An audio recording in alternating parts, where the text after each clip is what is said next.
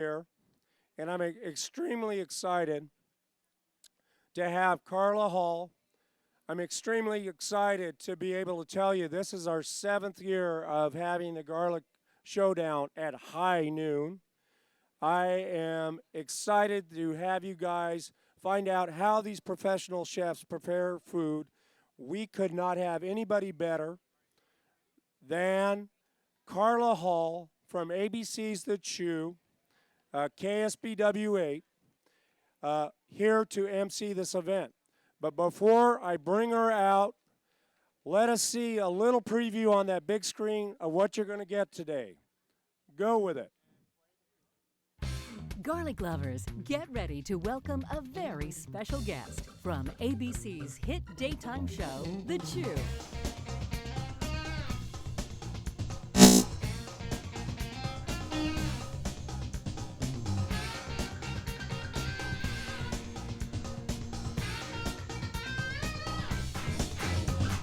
You can add some oatmeal. Ice cream! I think it's always easier to use the microplane for the garlic. Nice. Weekdays at noon, you can always find her on The Chew, only on Central Coast ABC. Now, ladies and gentlemen, put your hands together for celebrity chef Carla Hall.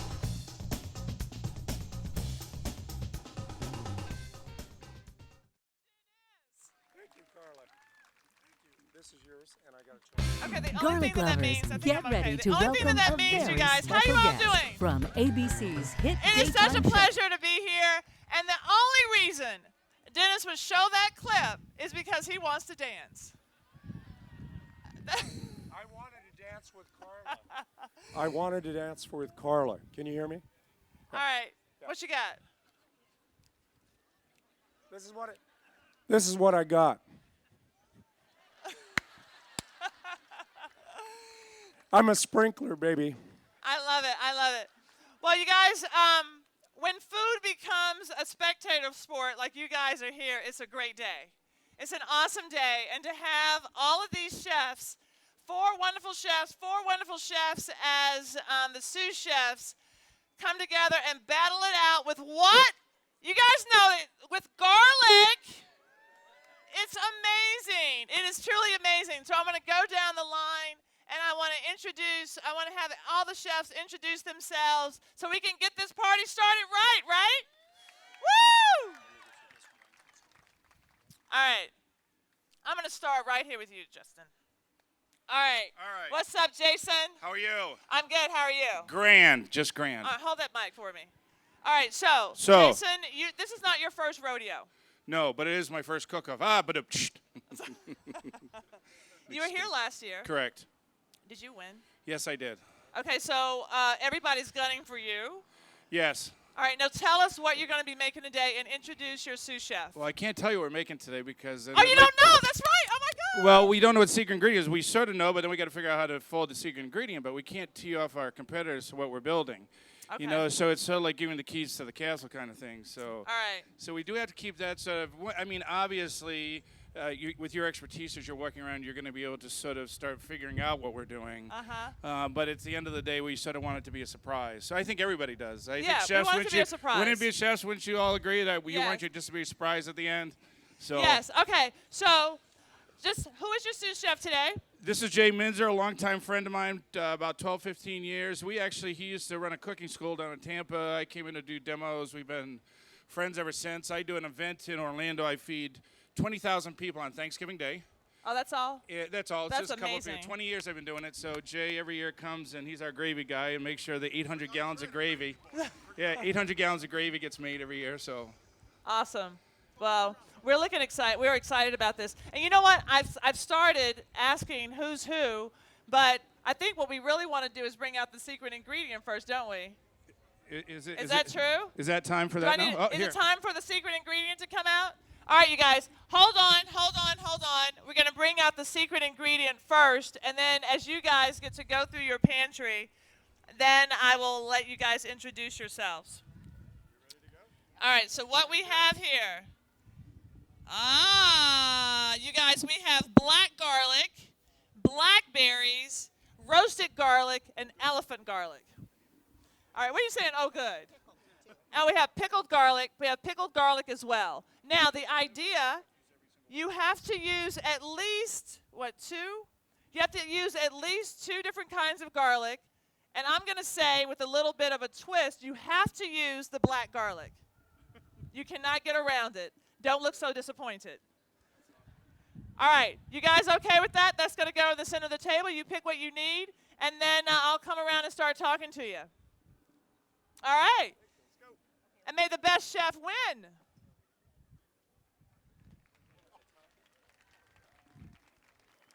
Okay, you guys, I'm going to let them get started. Where's Dennis? Dennis, I'm going to let them get started because I want them to kind of focus on what they're doing. Now, what do you think? Can you hear me?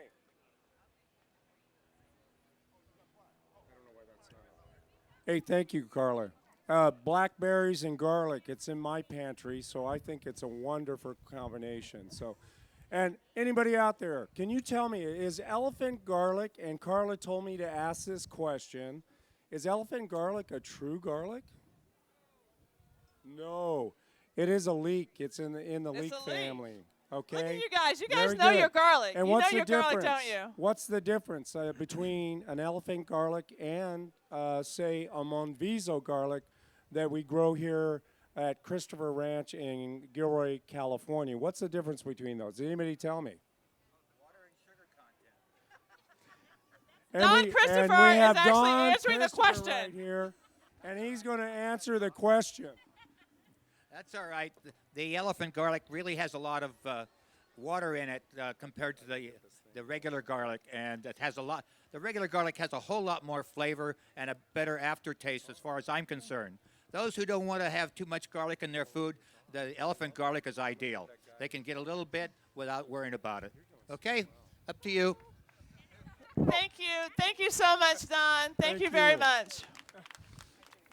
All right, so our chefs are still sort of in the center of the room. Angela, I'm going to come to you. I met Angela when I was at Pebble Beach, and then I also met you when I came for the Monterey Bay Aquarium because Cooking for Solutions, because you guys let me use your kitchen and everything. How are you? I'm really well. How are you? I'm good. So how are you finding this challenge so far? I'm a little nervous, to be honest. I've never done like a time competition like this, but I'm looking forward to it. Got the adrenaline working, and we've got great product here, and of course, great garlic. Who doesn't love garlic? I know. Looking forward to it. Awesome. And who is your sous chef? This is David Plankenhorn. Hi, David. Nice to meet you. I wish that I could say that you just had time to make whatever you wanted in however much time, but I don't have that luxury to give that to you today. So I wish you all the best. Let your garlic shine, as they say in the garlic capital of the world, and all the best to you. Thank you very much. We're really excited. We'll be back. Great. Can you hear me now?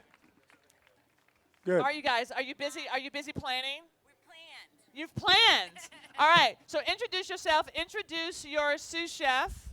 Hi, my name's Alicia Jenish. I am the executive chef at the Grand Cafe in San Francisco, and my sous chef is Adam Thompson, a.k.a. John Lucero.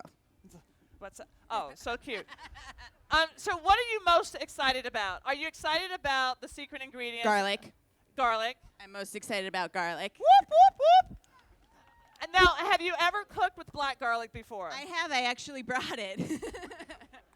Oh, so you brought some of your own black garlic just in case it wasn't going to be in the basket? Exactly, but What? it It fits. wasn't peeled, so we're a step ahead. Awesome. So we're ready. Awesome. And then, are you going to use the blackberries? Yes, I am. Okay. I'm a And then huge what fan. other kind of garlic are you using with your black garlic? We're going to use elephant garlic. We're going to use some of this lovely roasted garlic, and then we're going to have some garlic surprises. All right. Boom. All right, you guys, get to work. Thank you. All right, have fun. You want to introduce them? Yes, please. Hi, guys. How are you? Good to see you. Good to see you. Introduce yourself and your wonderful sous chef. How are you? How are you doing today? My name is Ted Hill. I'm the chef de cuisine at the Six Park Grill in Irvine, California for the Hyatt Hotel Corporation, and it's my sous chef. Jason Levinsky, executive chef of the Hyatt Fisherman's Wharf and Knuckles Restaurant in lovely San Francisco. All right. Well, you seem pretty relaxed because we were tweeting earlier. We were tweeting. Yeah, we were tweeting, and you're like, let's get ready. We're real. This is happening. There were some embellishments there. It was about 5:30 in the morning, so I wasn't that excited. Well, I was on Eastern Standard Time, so I'm like, hey, what's up? I'm checking about you. I bet you were like, why is she up? You know. I knew you were as excited to meet all of us as we were to meet you. I know. No, I'm really excited. How do you feel about just cooking under this time constraint? Well, we do it every day, so Oh, I mean, it's of course. it's good. I mean, we're relaxed. This is what we do. Is what we love to do, and all. Jason, you look too relaxed. Right. Jason's like, yeah, that's right. That's what He I said do. he's going to take a nap. We wanted me to wake him up at 12:30. Yeah. There you go, Jason. All right, you guys have fun. Have you worked with black garlic before? I have. Yes, I have. All right. Have fun. Make some good food. I'm going to try. All right. Carla, one interesting fact. Jason Levinsky was competing here last year and almost won this competition, and he's back to and he's back Using black and garlic. using black garlic, and he's back and he holds a grudge is what he told me earlier on. Oh, so that look of coolness is actually a look of contempt. He's ready, he's confident. He is Jason Levinsky. Good luck, Jason. Rock on with your bad self. All right. All right, you guys, this is looking pretty exciting. We know we're going to get garlic today. We know we're going to get some interesting flavors. Black garlic they have to use. The blackberries. Let's do a countdown. Let's get them cooking. All right, you guys. So they want me to do a countdown. I'm Padma right now. And your time. I said, hang on. Wait. Okay, I'm listening to the contestants. And your time starts now. All right, let's cheer. Come on. All right, you guys. You guys, because you're in close proximity to Jason, let's give him some support. You guys over here, you're in close proximity to Ted, all this corner right here. Let's give him some support. All right, you guys, you're close to Alicia. Let's give her some support. All right, you're going to share. You guys over here with Angela, you got to give her some support. Yes. It's all about them feeling the love. Without the love, they got nothing. All right? You remember that in your hearts. Okay, the gas is going on. The oil is being opened. The songs are being sang somewhere. I don't know. What song do you want to sing? Carla.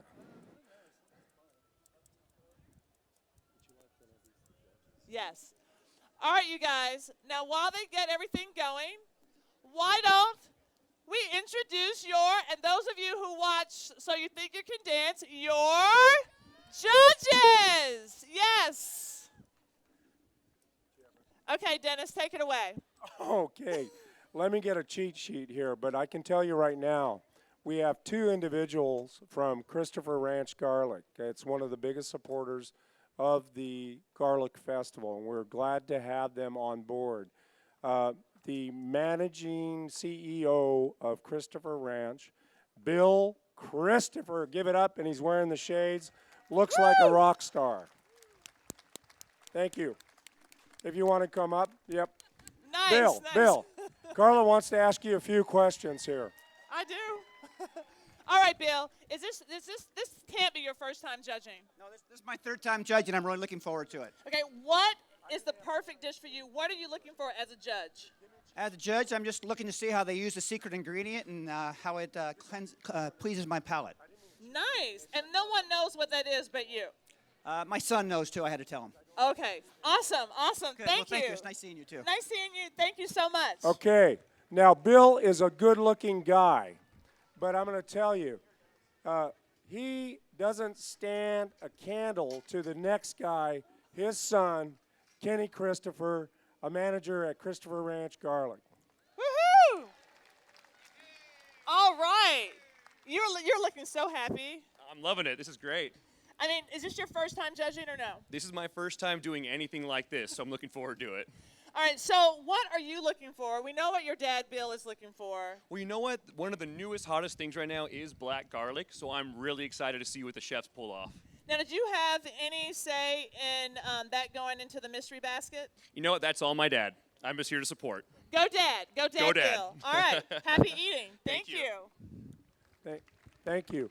Now, as I said before, one of my favorite individuals of all time, but and she is the wife of the founder, one of the founding fathers of the Gilroy Garlic Festival, Gloria Malone. Please give it up for Gloria Malone. Thank you. Gloria, hi, how are you? It's great to see you, and I'm loving that necklace. Thank you. You know, on the Chew, I wear a lot of different necklaces, and I know this is all about the garlic, but that piece, stunning, stunning. So, now what do you think about cooking being pretty much a spectator sport? And here you are. Do you find it easy to judge or pretty stressful to judge people's dishes? I find it very difficult because the contestants in this affair is already very selected. It's a very selected group already. And so I find it very difficult to select one over the other. Yeah, I know that it's very stressful being a contestant. I found it even more stressful to be a judge, and I do not envy you, but I'm happy that it's you and not me. Thank you very much. I enjoy watching you and demonstrating on TV. Thank you, Gloria. Thank you. All the best. Hey, Thank you, go right Carla. over here. Gloria, if you Gloria? want to go sit down there and then come on You're up, gonna and go we're right going over to go to the take a table. peek and look around. Now, a individual that's been a good friend through the years. When I was the chair of signs here at the Garlic Festival, I've been doing this for 25 years. I don't look that old, of course, but the TV has aged me. But when I was much younger, this gentleman was the 2001 president of the Garlic Festival. He's been involved here many years. You wouldn't know how much he's given back to the community. Rick Heinzen. Thank you, Rick, for doing this today. Woo-hoo! Why don't you go talk to Carla there? Thank you. Where's my sign up there by my chair? I used to do very creative signs that we couldn't put up in the festival for Rick, but I won't get into that right now. Thank you. Rick, I'm sorry you don't have a sign. If it was up to me, you'd have like an awesome sign. So how are you today? I'm fine. How did you prepare for this judging? Did you eat this morning? Did you get your stomach ready? Did you eat a little bit? Did you eat nothing? What did you do? Because this is serious. Serious. Well, seriously, all the past presidents get together in the back there on Sunday morning. It's been a tradition for years, and we were served some a breakfast, and we talked about this what to expect. Yes. And so that's how I kind of prepared over a breakfast burrito. Over a breakfast burrito. So what did they tell you? Did they tell you to just go with your heart? Did they tell you to go with your palate? Did they tell you to go with your eyes? Is it a combination of all of those things? It's a combination of all those things, and just it's the food and your taste. Yeah. All right. Well, it's a challenge I'm looking forward ahead. to it. It is a challenge. Thank the first you, Rick. time. Thank you. Hey, Carla, he wasn't that calm at the breakfast because I was there, and they evaluate my performance. And all I can say, I felt like I was in front of a firing squad about what I was doing at this festival. But they were very kind to me. Were they giving you a hard time? They were giving you a hard time? Rick was, because he didn't have a sign. Now, the next person that I would like to introduce, our fifth judge, a very good friend of mine, who just is an absolutely nice person, married to Tommy Smothers, but she is a celebrity in her own right. She has a radio program in Santa Rosa, and she's just written a book called, Snacks. You can see I'm a pro. Snacks. Now, I was on a fishing trip, and anything that takes me off the water is impressive because I'll fish like a nut. This book is good. I loved it, and it was an honest thing. And if you have a chance, meet Marcy Smothers. She will be having a book signing, correct? And you can talk to Carla about it. But Marcy Smothers, please come on up here, our fifth judge. Thank you, Marcy. Hi, Marcy. So your website is Food, Wine, and Marcy. That's right. Thank you for doing your homework. I love that. Thank you. Love that. So You're a cookbook author, and I love snacks. I'm all about the snacks. What are you looking for? Well, today, cash bribes. Yeah. Cash bribes. Yeah. I mean, is Mario here? I swear. Let me every time we have a tasting thing on the Chew, Mario goes and gives everybody in the tasting row money. Seriously. Oh, I should have thought of that. I'll do that next time. I know. Yeah. But anyway, I talked with you about this last night. I find judging a tremendous responsibility and one I don't take lightly. It's and hard. I've said no a lot of times to it because I didn't think I was ready for it. But then I realized I eat a lot, I travel a lot, I respect food, I respect chefs, and I'm really looking forward to what they put forward this afternoon. Awesome. Well, thank you for being here, Thank you, and I Carla. know you have your work cut out for you. Thank you.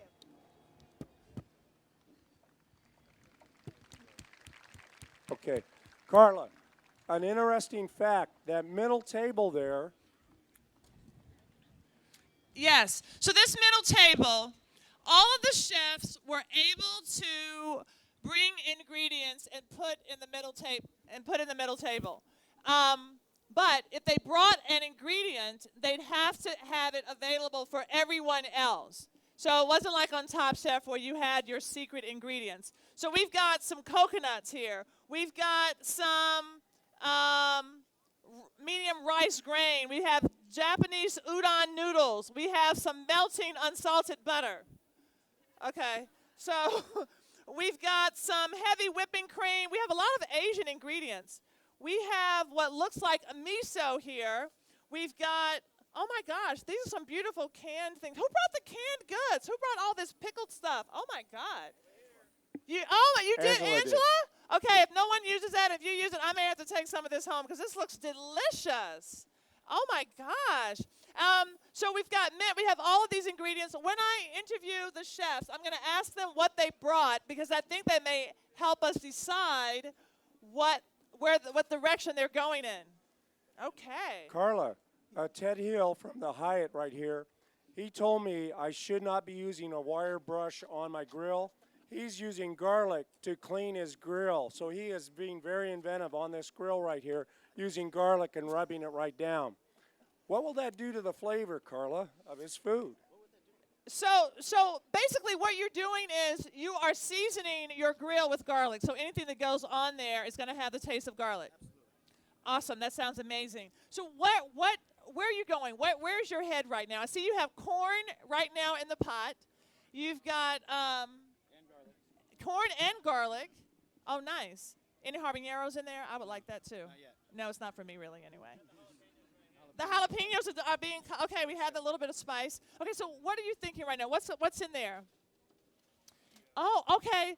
So you have, what is this? Black garlic stuffed pork with fennel pollen. And we're roasting it with fresh apples, elephant garlic, and carrots. That smells amazing. So the black garlic stuffed pork, and we have all of the root vegetables underneath that are smelling really good, and that fennel pollen, which is really aromatic. It is, and I brought that for you guys to share. If you guys want some fennel pollen, it's on the table. Fennel pollen on the table. All right, nice. Okay, so Jason, how you doing? Are you pulling together anything that you wanted to do last year that now you're helping Ted with? Ted's in charge. I'm doing whatever he Ted's tells in me. charge?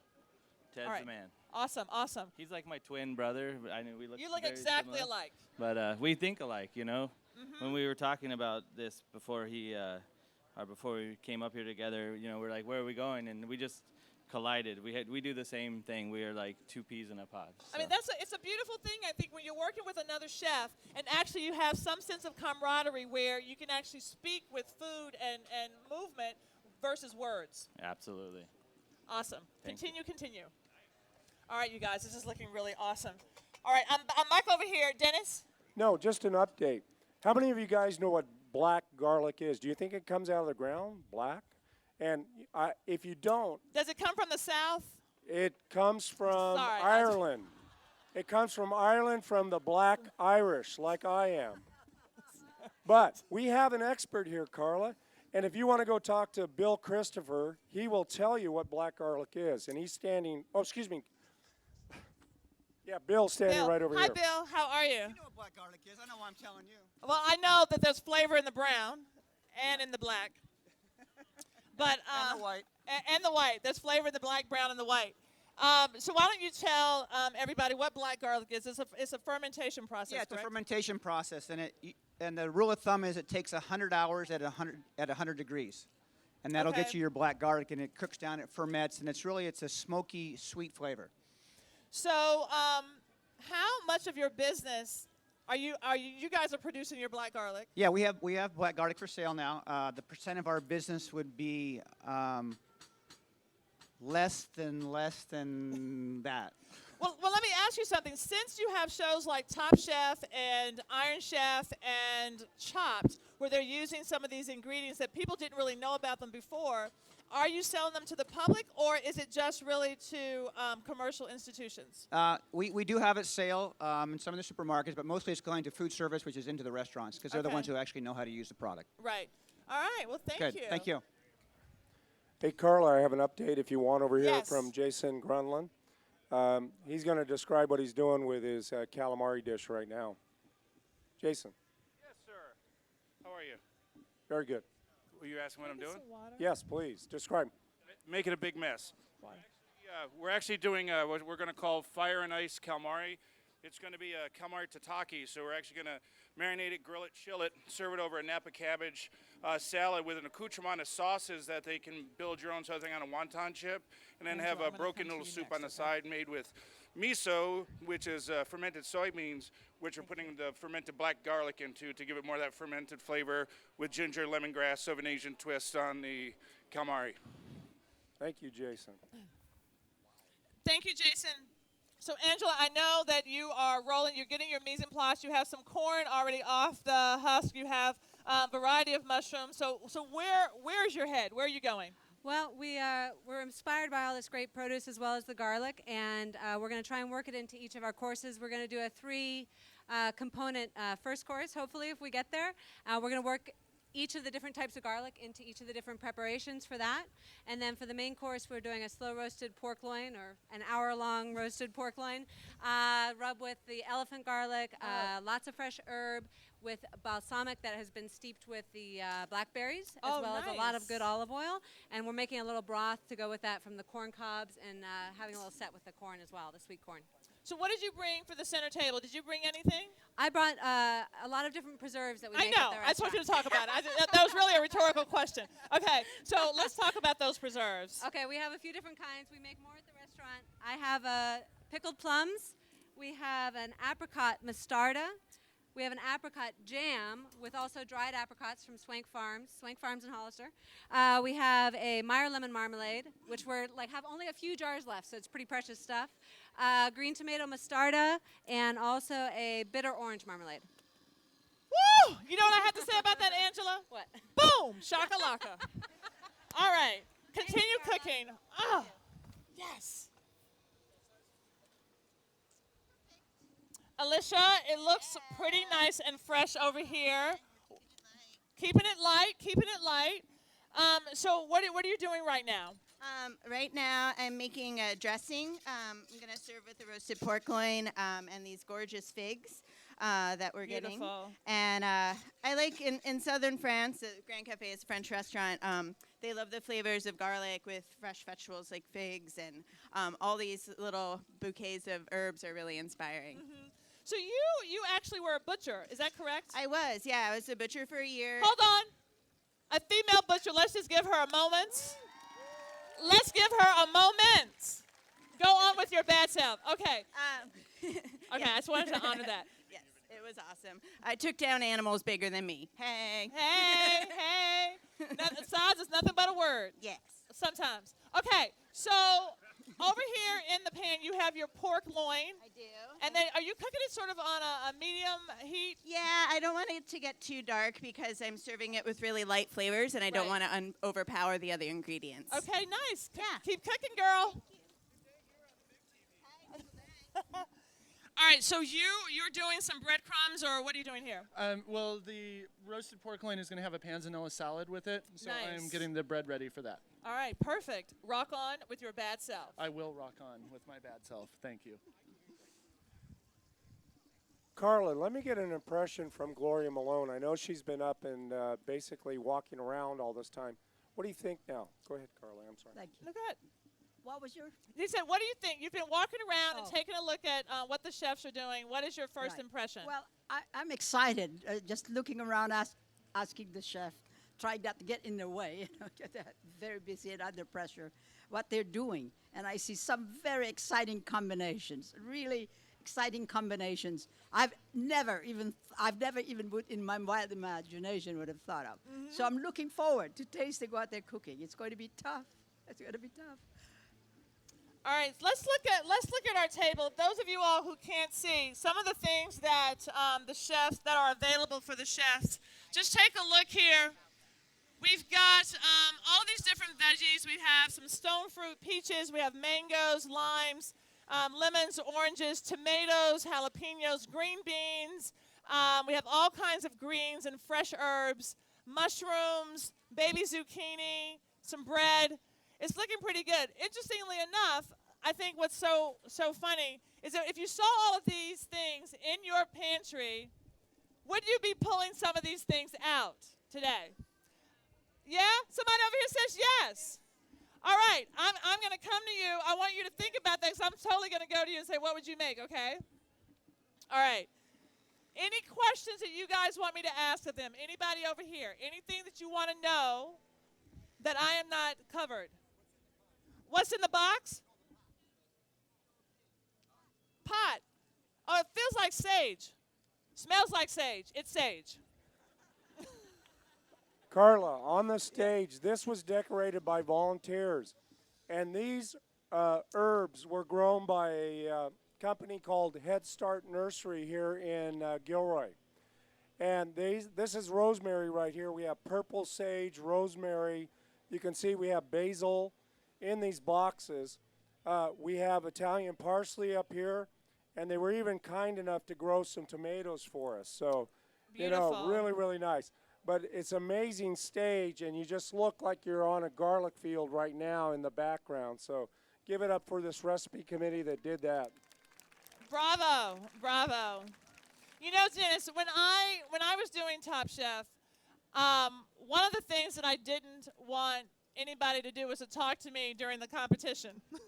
And here I am. I mean, because your mind is going so fast, so quickly, and sometimes I wanted to change. One of my biggest challenges was having that thing in my head go, or, but you don't really have time for or. You kind of have to make a plan and go for it. Have you ever been in a situation like that? Not in cooking, but actually as a vet, I have been in that situation where I was working on one of my technician's dogs, and it was kind of a major surgery, and I said, oops.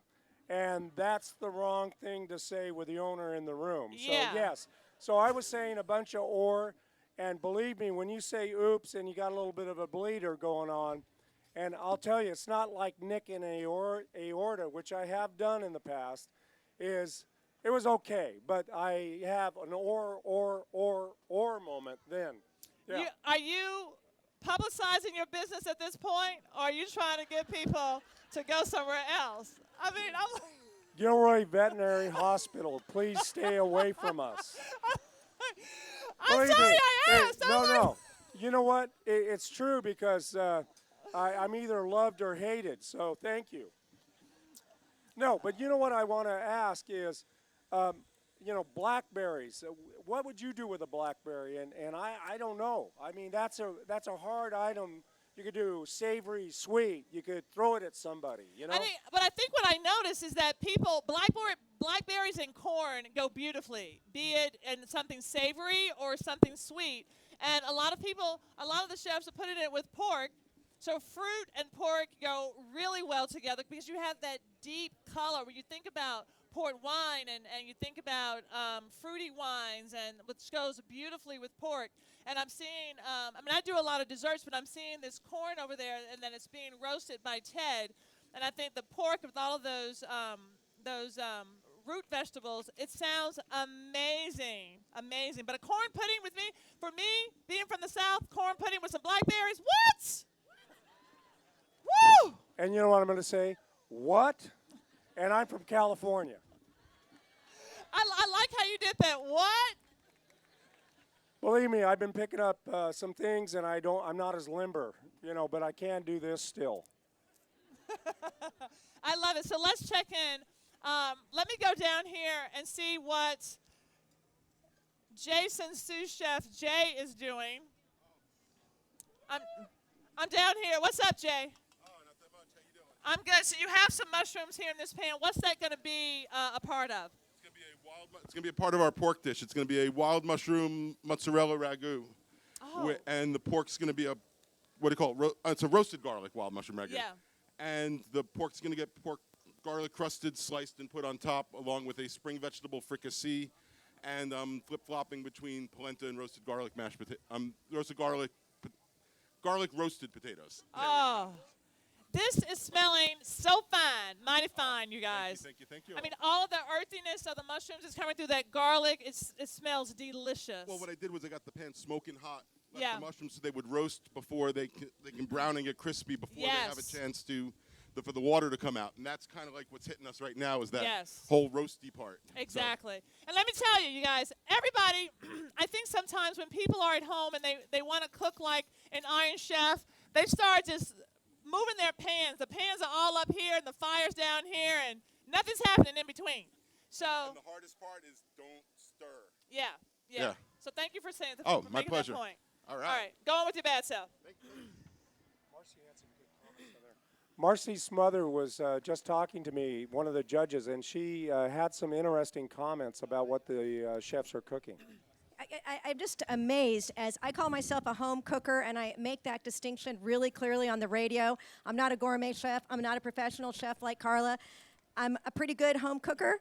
And so when I look at the flavors, like Chef Ted Hill right now combining his blackberries with the garlic for a vinaigrette, I'm like, I would never think of that, So that's why I follow recipes. Even though I had to develop recipes for my book, it's really not a cookbook, it's a storybook that has recipes. I have incredible respect for being able to put flavors together at the very last minute that I would take 3 months to develop. No, I love it. And you know what? When like Clinton Kelly says about fashion, color, texture, pattern, shine. And I think right now, Ted, you have this beautiful color happening there, and it's shiny. So you get the color and the shine. Seeds for texture. And I'm going to stick my finger in there. All right, me too. Wow. It's got a kick, baby. Sweet and then a kick. I love that. Oh, and that acidity. It's delicious. It's delicious. Oh, my God. So what is that? That's a vinaigrette that you're making for a salad out of what? We're doing a kind of a variation of a bruschetta, but we're going to do like a heirloom and mozzarella stack with blackberry roasted garlic vinaigrette and a couple other little surprises in there too. So Beautiful. I love a good surprise. Love a good surprise. How's that pork doing in there? almost there. Pork is almost there. Okay. Beautiful. Whew. So, Jason, what are you doing? I see you have here some apples in here. You put in some stock. You're going to put in some brown sugar. I got my brown sugar right here. Yeah. This isn't on. Brown sugar, we're making a reduction, apple cider reduction to go with the pork. Okay, nice, nice. Got some potatoes working here, grilled potatoes. Complement the pork as a starch, and then we're going to make a corn succotash with oyster mushroom. Oh, wait, hold on. Succotash. That sounds southern. Succotash. Okay, go ahead. I love a good succotash. With a little bit of jalapeno to give it that kick, and some red onions. Nice. Thank you, Jason. Rock on with your bad self. Carla, Jason Grunland over here is making his accoutrements to his fire and ice salad with the calamari, and it's really interesting. He uses both dry and some really hot ones and a yogurt sauce, so if you want to talk with him, that'd be an interesting aspect to find out what he's doing.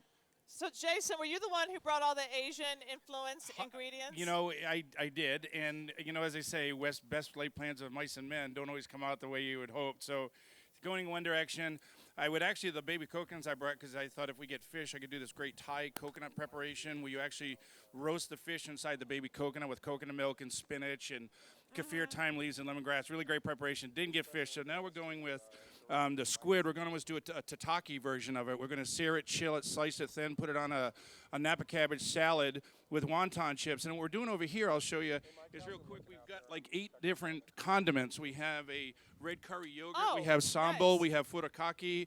We're doing a lemongrass ginger garlic. And then on the side, we're doing a broken noodle soup with miso. So we put the fermented black olives. So you're carrying through the fermented flavors from the miso. You have fermented. We're also putting tofu in it, which is, again, fermented soy as well. So we're trying to carry through fermentation one area, and then the great texture of very tender calamari with just a quick char. You know what that sounds like to me? A great time. Boom! Yeah! Shakalaka. Back over here. Yes. Now, I want to come back to your calamari. This is your miso stock. Yeah, so we have lemongrass in here. We have the black garlic. We have leeks in here. We have fresh ginger, which will strain this off. Okay. And then we'll put in our fresh vegetables, zucchini, our tofu, carrots that are all brunoise and stuff.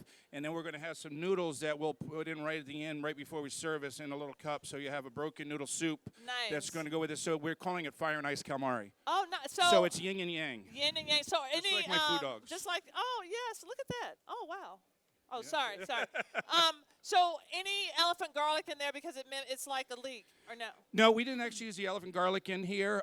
We're going to use it probably in the other sauce. I'm actually using the black garlic in a blackberry, raspberry, red curry sauce, too, as well, that we're going to have. So we're going to keep the dark color with the blackberry, with the black garlic, and a little bit of the red curry paste. Now, I heard you say that you're going to be searing the calamari. Quickly. We have Quickly sear. I actually was in Tokyo. I spent a lot of time in Tokyo cooking, and this is an actually saute grill I brought back from Tokyo. You can see the writing on it. It fires up an old can of Coleman gas I've sort of rigged to it. And so we'll sear the calamari on here quick. And so there's no flame up. Is there a flame up that's going to be happening? No flame up over here. But we did build our own blast chiller over here. So what we did was... Oh, sorry. Okay, we took dry ice. We have it under here, and I'm going to put little fans in there.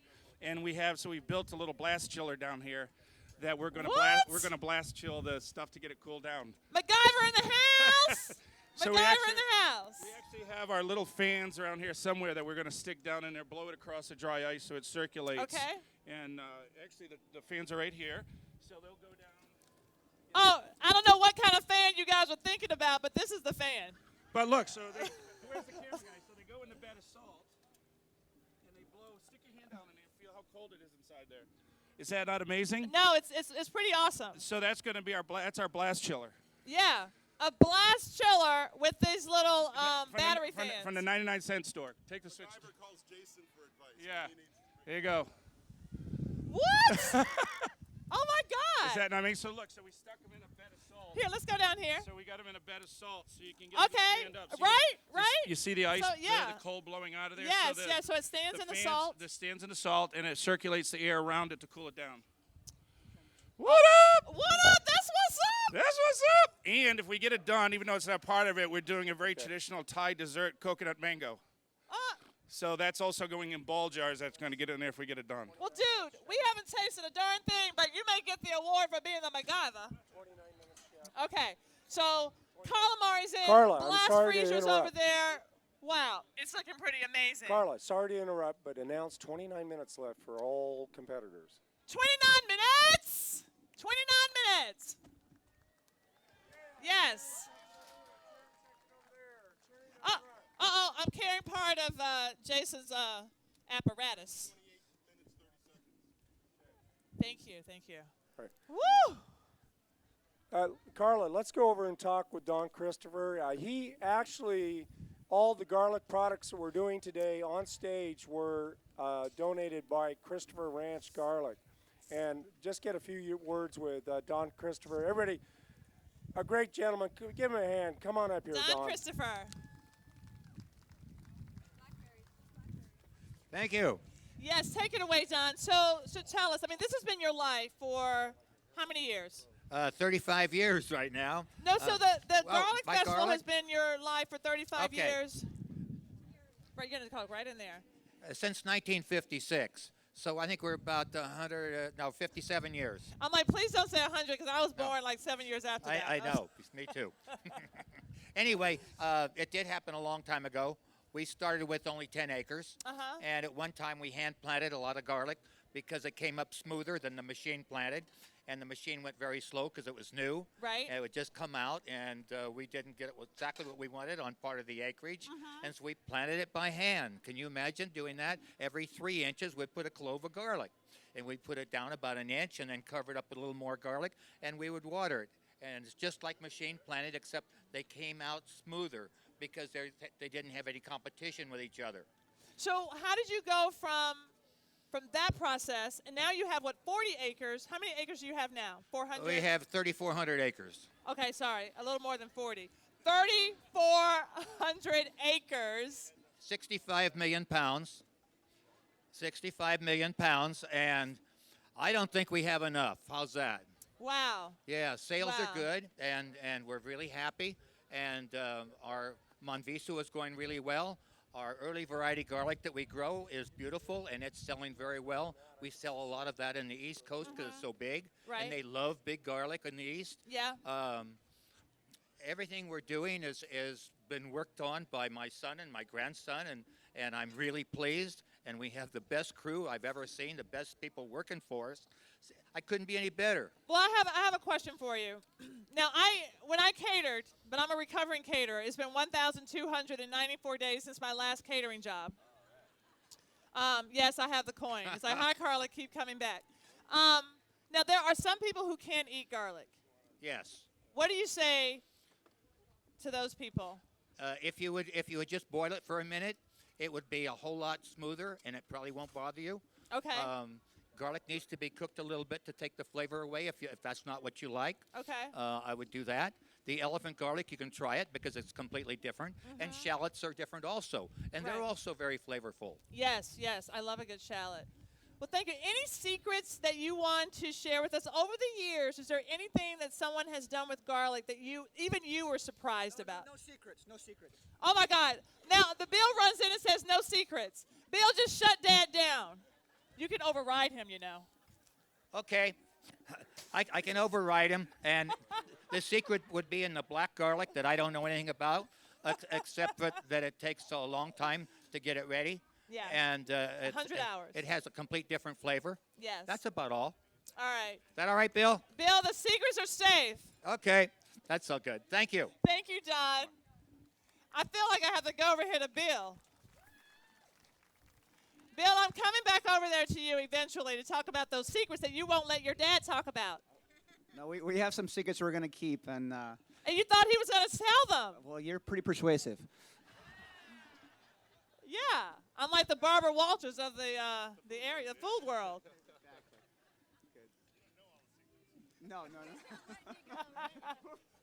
Bill, do you guys see him? He's honestly afraid that I'm standing here with the microphone. We don't have too many secrets, but like my dad said, we've been at this a long time, and we've kind of perfected what we've done, and we just hope everyone enjoys Christopher Ranch garlic. Yeah. Thank you. Thank you. Thank you so much. You guys, it's about 20 minutes. What's our time right now, Dennis? We have about 22 minutes. Let me check right now. How much time, Barbara? Sorry, our timer has fallen asleep. Oh, I'm sorry. She woke up and she told me 25. All right, 24. guys. 24 minutes before you guys are going to get some great food. How are you going to spend this last little bit of time? What do we have going on right here? Same thing, dancing. Oh, what? You got, let's break a move. Let's break a move. Let's break a move. Like, ow. Ow. Okay, enough of that. All right, so what do you have going on? What's happening in the last minutes here? Sheer and utter panic. We're panicking. We're panicking. Did you know you were panicking? I did know we were panicking. I just told him to panic. No, we're good. We're going to clear some space so we can plate and make sure everything's tasting really good and powwow a little bit, plate, and everyone's going to enjoy it. This is that's the blackberry balsamic? That's a black garlic bordelaise. The black garlic bordelaise. Hey. What? And we actually have some pickled blackberries, Okay. and that will kind of mellow out all the fatty black richness of the black garlic. And I think that's awesome. So what we're doing here is a balance of flavors, because if you have something that's really rich, you really need to cut it with something acidic right? Exactly. It's all about the balance. It's all about balance, and I like to pair really rich foods with light and healthy. Nice. Gotta I love keep it skinny, girl. Gotta keep it skinny. Well, you know. I'm sorry to interrupt, Carla, but one of the recipe chairs back there was going, "What's a bordelaise?" And I told him it wasn't a dog. So if you could describe it. So it's a French sauce. It's one of the classics. It's made with a red wine reduction veal stock, and lots of aromatics, mirepoix, and it takes many, many hours, many days, and it was one of the ingredients I brought because we make it surprisingly a lot at a French restaurant. Yeah, I mean, it is a mother sauce, and so you, well, it's not a mother sauce, it's a sauce made from a mother sauce. And so you do go through a lot, and so if you're going to save time, if you're going to bring an ingredient, you're going to bring something that's going to take a long time so that you have the best bang for your buck and you can make it really quickly. Exactly. Awesome. So you're melting some butter now. Yeah, it sort of takes away the harsh. It's a really heavily reduced sauce, and so I think it helps sort of lighten it up a little bit. It's weird adding fat to lighten it, but it works. Trust me. No, that's beautiful. It's nice and shiny and gorgeous. Yes. Gorgeous. Thank you. All right. Looking good. Angela, how are you? We're doing good. I know you don't really want me here talking to you. I love talking to you, Carla. Oh, can we talk about your beans and corn? Yes, we have a kind of like a succotash. Succotash! We have the elephant garlic in there, lots of fresh herb, green beans in the corn. We've got the corn broth over here with wild mushroom boiling away, which we started in this pan, which we've now deglaze with apple cider vinegar to make a gastrique to balance out on the pork. Okay, those of you all who don't know what a gastrique is, it's basically an acid and a little bit of sweetness to balance out. And so is that going to cut something? Where's the richness of the pork, the okay. richness and fattiness of the pork. Beautiful, beautiful. We're cutting the richness, and actually, I'm actually about to cough because the vinegar is all cooking out. Take a deep breath. I know. Wow, this is beautiful. And so we have some yellow beets going on here. Yellow beets, we've roasted those off in the pan, very thinly sliced, so they'll roast quickly. And we have the pickled garlic working in there as a little kind of room temperature antipasti to start with. Beautiful, beautiful, beautiful, beautiful. All right, thank you so Angela. much. Carry on. You know, I think the audience needs to know who is the better half in the Hall family.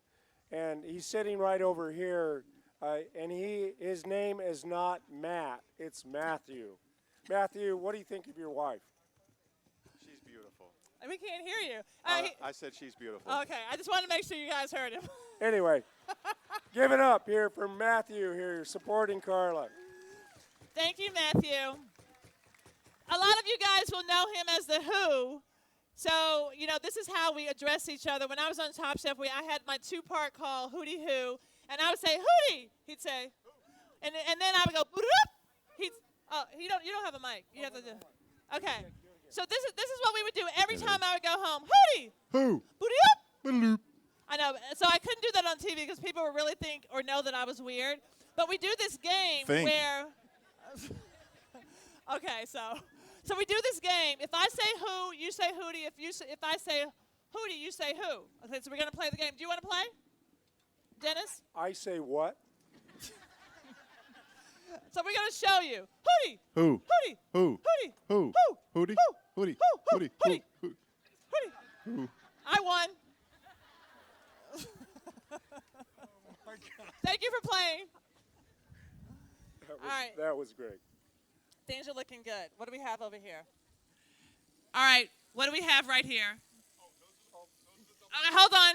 Dennis is coming with a microphone. Oh, those are the double cut pork chops right there. Double cut pork chops. And next to it is the starts. Oh, back there is that wild mushroom ragu. Okay, wild mushroom ragu. And that's the start of the summer vegetable fricassee. Summer veggie fricassee. And what's boiling right here in this little pan? This pot? Chicken broth. Chicken broth. All right, you guys. Looking good. Looking good. And all of our garnishes are being set here. We have 3 more to go. All right, so we have 3 more garnishes. Okay, hold on. Green curry, lemongrass, ginger. We have the blackberry. I'm trying to run through my head which the ones we have. Like a sesame oil, like a ponzu sauce we're doing. That was the other one, and still trying to come up with the last one in my head. But that's okay, but that's a calamari. It's looking pretty awesome. Yeah, so we're just searing this lightly to get a little char flavor on it, but it's still basically raw. So it's like, again, like a tataki. So it's still served in a very raw format. We're going to put it in the old blast chiller and then put the mixed field greens underneath it. But this has been done in the pickled garlic, ginger, and lemongrass. So it's got a really great sort of Asian flavor. And again, we're going to put it on wonton chips so you can sort of build your own and add the sauce component. No, that's beautiful. That looks really, really good. Really, really good, you guys. Woo! Yeah, I sure want to put my fingers in that, but I won't.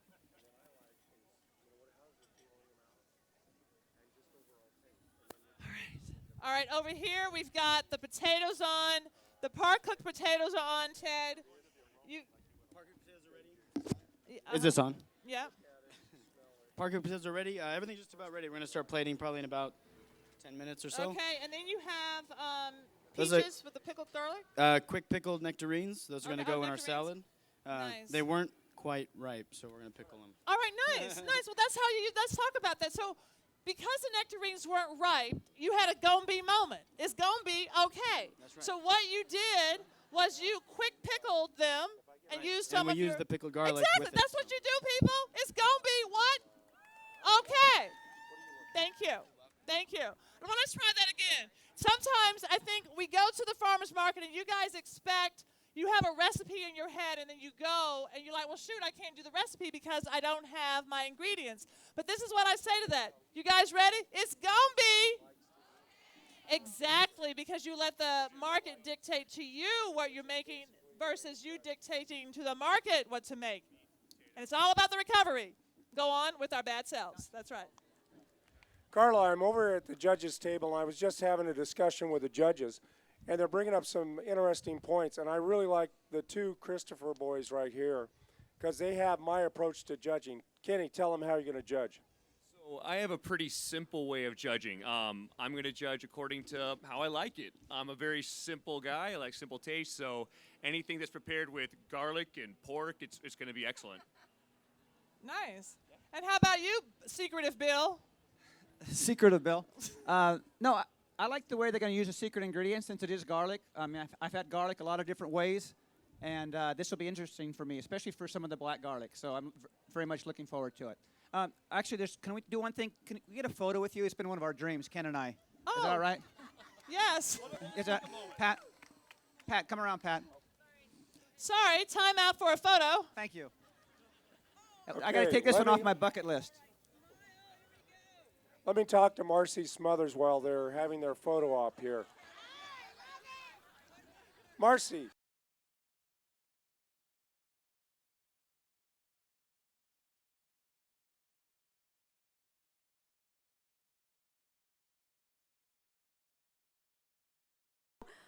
I'm open to all new flavors all the time. Obviously, the use of the secret ingredient is critical, and garlic is like a food group, right? I mean, it's its own. People say bacon's a food group. I always say garlic's a food group. I'm Italian, and I love it. And of course, presentation, because I think it's said often, but it's worth repeating. We eat with our eyes, so it must be beautiful and appealing before we're going to dive into it. And I'm looking for some surprises, some unusual combinations, again, as I was talking about with Carla, that I would never think of as a home cook, that I look to professional chefs to introduce me to. Thank you, Marcy. I'm a big watcher of nonverbal communication. So, Gloria, I'm going to come to you first. When you have something that's really good, what does your face do? What do your eyes do? And you may have to take off your glasses for this. Well, I don't know what I look like, but I don't know what I look like when I taste something that is real good that I like. But I know that my eyes go up, you know. It goes up because I'm imagining, where am I? I'm in heaven somewhere. Where did this food come from? And then I start analyzing what it is that I tasted. Where did it come from? I want to know where the ingredients that I am tasting come from, because, you know, there are all kinds of peppers and the garlic, you know, and I just want to know.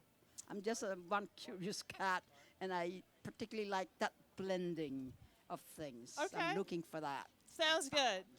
Now, what does your nonverbal communication face look like? You don't even need a mic. What does it look like? So I have a pretty bad poker face, so Okay. it's going to light up. I'm going to be very enthusiastic. I'm going to be grinning from ear to ear, and it's going to be pretty obvious. Okay, I don't want you to describe it. You've just put something into your mouth that's really delicious. What is your face doing? Just imagine you're there. That's all I got. Okay, that's what you got. We're going to be here to see that when he has some food. I'm coming to you, Bill. I know you are.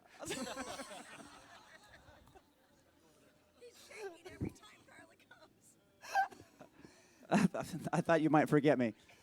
Actually, Nope. I'm just the opposite of Gloria. I think a lot of people here too. When you taste something that you really love, you close your eyes. Yes. And then I can transport myself anywhere I want. But yes, you take that bite, you go, oh yeah, okay, good. Think the happy thoughts. Yes. All right, Marcy. I'm coming to you next, Rick. Think about it. Well, mine is not my face, it's my toes. Oh! I have happy toes. Like when you see babies, when they like what they're eating, their toes wiggle. So when you see squiggly toes under the table, you won't be able, that means, oh, that's really delicious. Oh, so if you're getting kicked, that's a good thing. Not kicked, just kind of happy. I know, happy, but I'm saying Yeah. if somebody Oh. else is getting kicked. All right, Rick? The question was what? Okay, the question is, the nonverbal communication that happens when you eat something that's really delicious, what does your face or your body do? I smile, and the next thing is, it's very good, dear.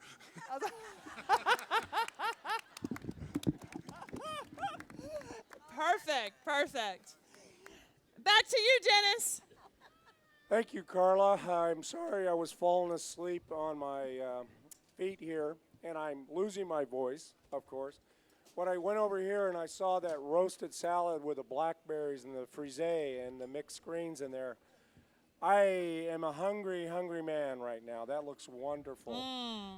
And pork is best. And over here with Jay doing that double cut pork chop, I wish I could have a taste. Oh, that looks good. Yeah. Look at that. Yeah.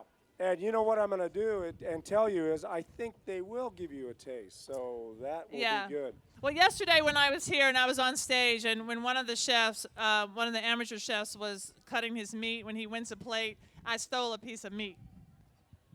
I know.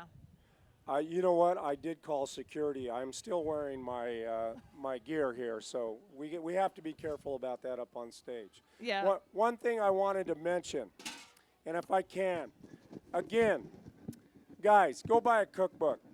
We got Calphalon giveaway down there, but the cookbook is $8. It's worth it, and basically it goes back to charity. Back to you, Carla. 10 minutes, you guys. You have 10 minutes. Any meat that needs to be rested, it should be happening about now. Any last minute things? You have each chef has 2 dishes to plate. They can plate on individual plates like tapas plates, or they can do a big platter and plate that way. All right, we're watching the final minutes. The final minutes. All right, so Chef Angela is starting to plate. Are you okay, or do you want some time? No, I'm okay. I'm just starting to plate to get our bases down. We are number 4, lucky number 4. So for us, it doesn't have to be super hot because it's going to rest and just develop more flavor. So we want to get started on the plating and make it look pretty. Awesome. Lucky number 4. And you guys have cut those blackberries beautifully. Wow. All right, you guys, so they're plating. Food is going down. They're taking advantage of the fact that the food doesn't have to be hot. Who's number 1? Who's not? Oh, Alicia's number 1. Alicia, how you feeling, girl? You gonna be dropping it like it's hot first? Hell yeah. Oh, what? Let's drop it like it's hot. What? All right, so you guys, you already have your soup, and you have, what is that in the center? It's a cold poached calamari. Beautiful, and some garlic chips? Garlic chips. There's garlic, pickled and roasted garlic in the gazpacho. And then we did a nice fermented garlic oil to garnish with. Beautiful, beautiful, beautiful, beautiful. All the best. A little chiffonade of fresh herbs? Yeah, we picked a couple herbs in the garden around here, so we have a little bit of lemon thyme, some mint, and basil. Nice, nice. Beautiful, beautiful, beautiful, beautiful. Okay, you guys, things are shaping up. Ted and Jason over here are cool cucumbers. Guys, what's your approach, again, on the plating? What are you trying to accomplish? I just want everything to look as good as we know it tastes. Good. You guys are too cool. You're not even sweating. Back to you, Carla. No, Dennis, back to you. Back to you, Carla. No, Dennis, back to you. Oh, wow, you guys, I feel badly for talking to them right now because I've been in this situation where I'm like, I don't want anybody to talk to me. Hi. Hi, Ted. All right. Potatoes are coming out. What's over here in your oven, Jason? We're just finishing off the pork to give it a little bit more flavor. Okay, nice. It's all about the flavor. All about the flavor.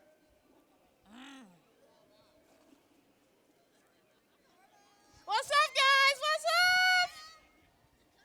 All right, so the pork is in the oven. You're finishing up the flavor. Ted is starting to plate the grilled potatoes. We have our succotash right here. Oh my gosh, you have your burrata. You have all of your mise en place, everything ready to plate. What number are you going? You're number 2. All right, you're number 2. So it's number 4. So I guess you guys you're number 3. All right. All right. Oh, look at this here. Look at that. Oh, thank you. That's looking kind of tasty. Oh, thank you very much. Double cut pork chops, a little crumb action on top with some herbs. Yeah, underneath the crumbs is a mixture of roasted garlic and Dijon mustard. Ah. Just to kind of help it all. Dijon mustard and roasted garlic underneath the crumbs just to kind of help it cling to the pork. Yeah, they're glue. The glue. The glue. And that's some delicious glue. Is that polenta cooking back there? Yes, it is. If it was. Yes, it is. If it was cheaper, it'd be called grits, right? Well, yeah, exactly. Okay. Italian. When everybody asks me what polenta is, I just tell them it's Italian grits. Yeah, exactly. Yeah. All right, that little blast chiller is working nicely. Oh, you guys, I'm eating. I'm eating some of the. I'm eating.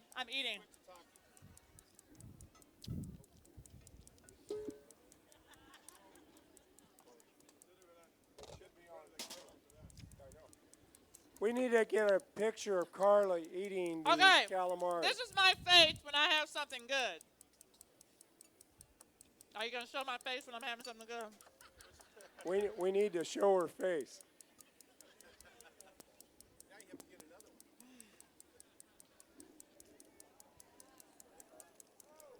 All right, that was good. It's an exciting time. We have 5 minutes left. I'm sorry. Carla, would you like some water? Can we get some water? I'm sorry I said something kind of funny, but you guys are so excited out there because guess what? It's 5 minutes left. Has a judge ever died on stage? Has an MC ever died? You know what? You're in good medical care.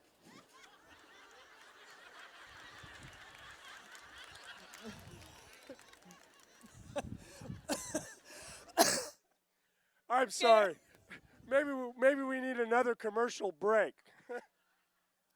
Okay. All right, you guys. Hold on here. Again, everyone that comes to the Garlic Festival, we really are appreciative. As a 2013 president, I can't say enough about the people that come here. You guys are so nice every year. You open up your pocketbooks. You support our charities. I'm just happy to have you here. If you have anything that you want to complain about, I have a vice president, Vito Mercado, and I will be happy to give you, happy to give you his number. Thank you. Oh, yeah, I'm okay now, Dennis. You know, as a veterinarian, I'm going to go back and get some hairball medicine right now. You don't know how much my husband's probably smiling at that comment. No, I love your hair. No. It's got to be better than mine. No, but I think I cough so much that my husband thinks that I have a hairball problem. 2 minutes! 2 minutes! No? 2 minutes, you guys. Oh, things are shaping up, looking really good. That looks so good. I'm sorry, there was an operator error here. We have 3 minutes. 3 minutes. Okay. Sorry. Oh, beautiful. Everything is looking so beautiful. Everything's coming together. Everybody's putting on their finishing touches. Angela does have a 3-component first plate. Gorgeous. All right. Anything that is not used in these preserve jars, she said I could take. I'm happy. Awesome. Okay. Pork resting. Garnish is there. Yeah. Okay, yeah, everything, but just one more thing in there. Okay. Awesome. Carla, Angela has an interesting approach to this competition. What she's done with her dishes is she is the fourth competitor. And we have a warming oven back here, but what she's doing is she's going to hold it at room temp, and these dishes can be eaten at room temp. So every flavor and everything's not going to be affected by that warmer because it could cook and cook and cook. Great job, Angela. Angela, it's looking really good. Thank you so much. Thank you so much. You guys, it's just under 2 minutes. Just under 2 minutes. What I said before when it was 2 minutes was not right. Now it's right. It's looking really, really good. All of a sudden, I feel like I'm getting a little nervous. I'm feeling like I'm on Top Chef and Pat was coming in. It's like, you guys have 2 minutes. And I start getting nervous. And I'm sure that's why I started coughing. I'm sure that's why I'm having a little bit of a panic attack. Beautiful. Oh my God. I remember being in this situation. 1 minute. Oh my God, 1 minute! 1 minute! So, Carla, when 1 minute was happening in Top Chef, how come you weren't screaming like that when I was watching you on TV? It was all inside, and now it's just coming back. Everything that was inside, now I can shout out, and it's a delayed reaction. Granted, 5 years delayed, but it's still delayed. I'm extremely nervous right now, as you can see, so I'm shaking in my boots. But we only have probably less than 45 seconds, gentlemen and ladies. Yes. But you know what? They have everything under control. As you can see, we have stepped back. We're not going to ask them directly any questions out of respect for all the things that they had to do at the last minute. Okay. Guys, we're getting down to the last minute. Let's hear some cheering for these guys. Give it up. They've been sweating up here.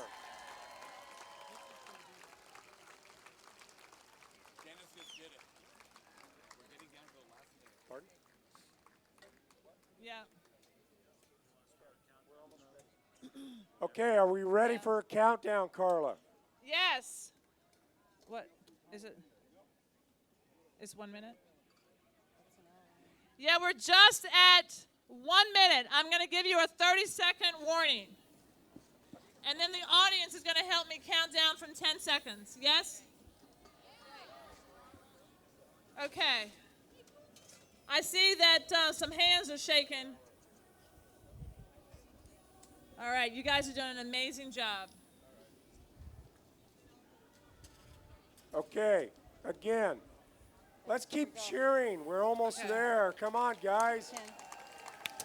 10, 9, 8, 7, 6, 5, 4, 3, 2, 1. Boom. Hands up and utensils are down. Woo! Carla, they're going to be judging on taste, presentation, how it feels in their mouth, creativity, and use of the secret ingredient. What do you think? I think that is perfect. I think it's flavor, texture, pattern, shine for food. And all of those are subjective to everyone. So I do believe it is time for Angela to present. Alicia to present her first dishes. Yes. Why don't you go ahead and take those? Okay. It looks beautiful. Thank you. Thank you very much. I'm happy with it. That's all I can ask for, right? Yeah. Then do I go tell him? Yep. So you get to go over there. And here, take your mic. That was a mistake. Oh. Thank you. Hello. Welcome. You all look really, really nice today. I mean, really nice. Just gorgeous. I mean, I've never seen finer judges. No, it's maybe the most beautiful panel of judges I've ever seen. It's really taking my breath away.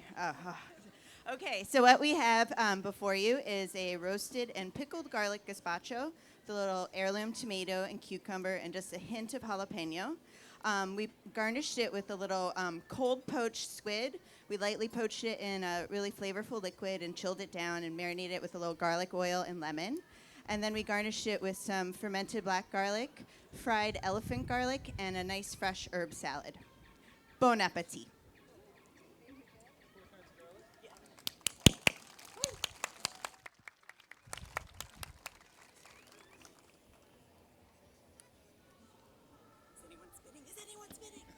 Let me get an impression from, excuse me.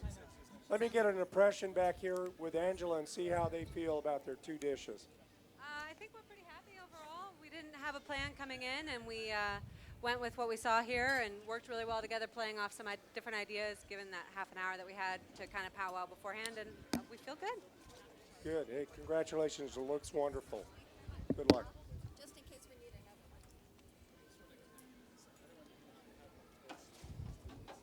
Do you want to get some impressions on what they're thinking of tasting right now? I Yes. don't want to interrupt them when they're judging, I guess. Before the other one goes down, I will. So Alicia, your first plate went down, and we have your second plate waiting. Yes. Do you feel a sense of relief? Are you glad it's over? Is it just? I'll be honest, I'm pretty stoked that it's over. I'm looking forward to having a refreshing glass of wine and a nice little relax.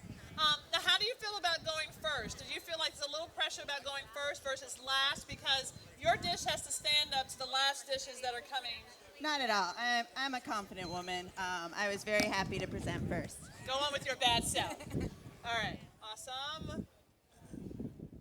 Hey, Carla, keep going. I'm eating over here. Okay. Go on, Dennis. I got your back. Thank you, Carla.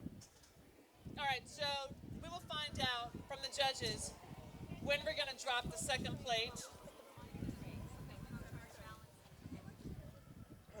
Okay. You guys, it's all. So the judges are deliberating. The first plate is going to be picked up right now.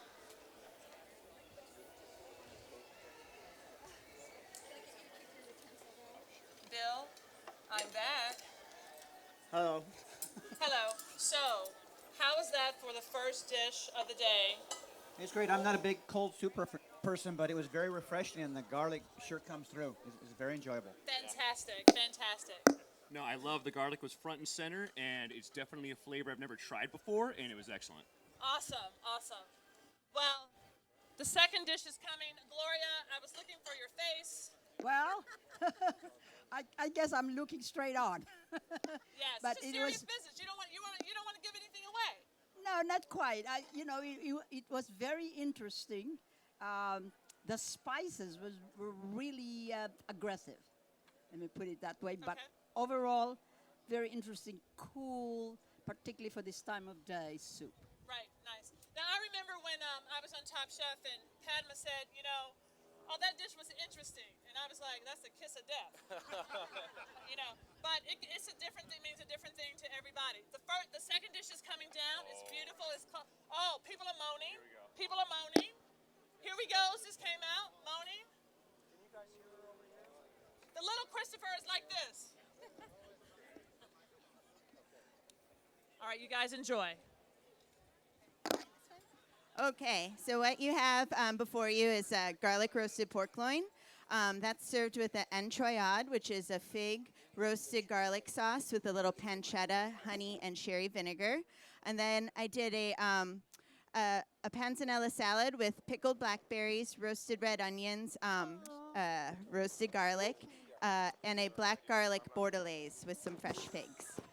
Enjoy. But it's nice playing with you. Thank you, Alicia.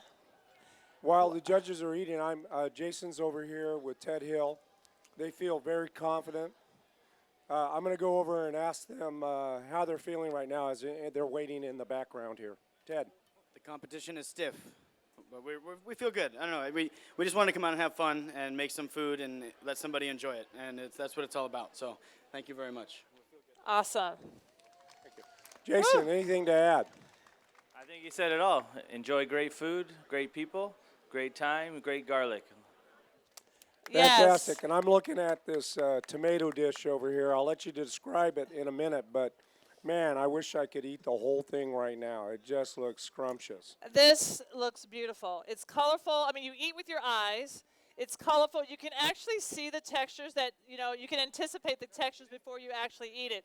I mean, the tomatoes, the creaminess of the mozzarella, and then you get the sauce, your vinaigrette, your roasted blackberry vinaigrette. It looks delicious. And this is the pickled garlic on top. Oh, yes, and the pickled nectarine. What?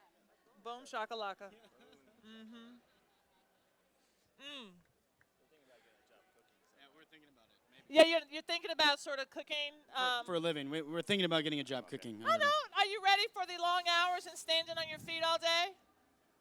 Are you No. ready to work during holidays? No. Oh, don't do it. Just do Okay. it for competitions like this. Oh, okay, cool. Yeah. The best thing about being a chef is that when you get home from work, Thanksgiving dinner's already on the table for you. Oh, exactly. So those of you who don't want to cook Thanksgiving dinner, go ahead and be a chef because for those holidays, Yeah, I gotta work. I can't cook. I know those 2 times a year, Christmas and Thanksgiving, the dinner's already for you. It's already there for you. Yeah. That's the reason to do it. You can just ask our wife. Our wives are right there. They'll tell you all about it. So you guys cook dinner for Thanksgiving? Yeah, my husband cooks all the time. No. No? No. Oh, yeah. I think it's a man's job. It's a man's world. Yeah. Okay. All right. Thanks, Carla. Thank you, guys. So you're number 2? Yes. Okay. All right. What up? What up? What up? What up? How you doing? I'm good. You worked hard. You're breaking a sweat, girl. I am. I'm breaking a sweat. Oh, that's right. You have a mic. I don't have a mic. You're right. So, are you happy that this is come to the end? You're number 3, and but you've been here before. Right. No, I was over here one time too. But what about over here? I was over here one time too. But do you? Even though you've done this before, Still every time super you nervous. start, you always Even feel when you this, finish, till this it's done. adrenaline. Yeah. Exactly. Yeah, exactly. I mean, because we still have to play it, bring it over there, Right. and hopefully that things aren't falling apart the way you hold it playing. Because you still got to, because we're going to be 20, 30 minutes into it. Everybody's even 3 and 4. We're sitting here waiting for food to see what happens to it. So hopefully it stays the way we wanted it. Well, let me ask you this. Components are all there, so that's. The components are all there. So when you are planning what you're going to do you know what number you're going in? Like if you're 1, 2, 3, or 4? No, we drew knives in the back. So Okay. we all had drew knives, and knife number 1 guy was the number 1, pole 2, 3, 4, and so we actually drew last, but we got the number 3. So okay. So that's how we fell into it. So we're sitting here sort of in a holding pattern, waiting to plate up and stuff. We've got the calamari is nice and chilled now. It's got that really nice tender char. I'm happy with the way it came out. Our condiment sort of like bento box came out well. So everything we were trying to do Asian came out here. Jay's pork came out really well. Jay's always been, he's not my sous chef, he's my co-chef. So he's, talented. Either of us could be in this position right now. So it's me, and I think we do share the earnest win together because he took the pork and ran with it, and I took the squid and ran with it, and we wound up where we wound up. So points will fall where they may, and the best man win at the end of the day. But, it's fun. It's always exciting as a chef to be part of it. And, to not only be part of it, but for y'all to come out and support it, to, again, I'm huge on philanthropic stuff, to let people know that every dime of profit goes back to this community. And if people realize, hey, if I had to pay $1 more for a sandwich, that's $1 more somebody may be getting, or they're covering the cost so that dollar doesn't get taken away from that. That charity and stuff. So I think this is just great all around for what they do for the community for 35 years. Well, thank you, Jason. We're going to talk to you again when your food goes down. Thank you so much. Now, Ted's food just dropped his first salad, and Ted's going to talk about it to the judges. Okay, so this salad here, as Carla told you guys earlier, the nectarines weren't quite where we wanted them, so we kind of did a little quick pickle with using the very nice pickled garlic that was given to us by our sponsors here. Let's see.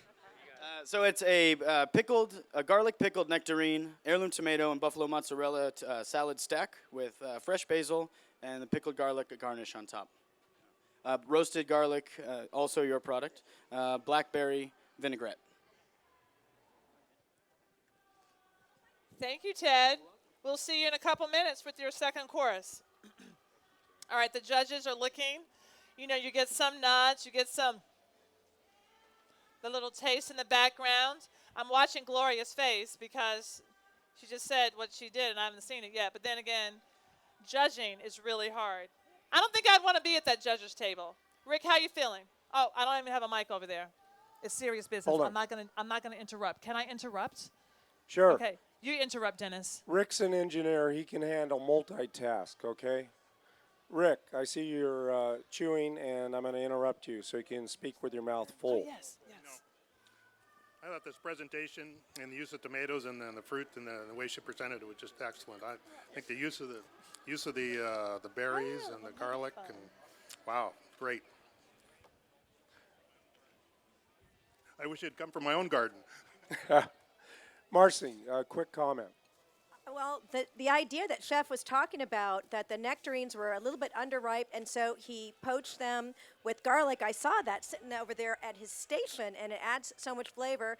I would try that at home because it adds a dimension to the fruit that wouldn't be there naturally from the garden. Yeah. And Ken and Bill Christopher, your impressions of these last dish?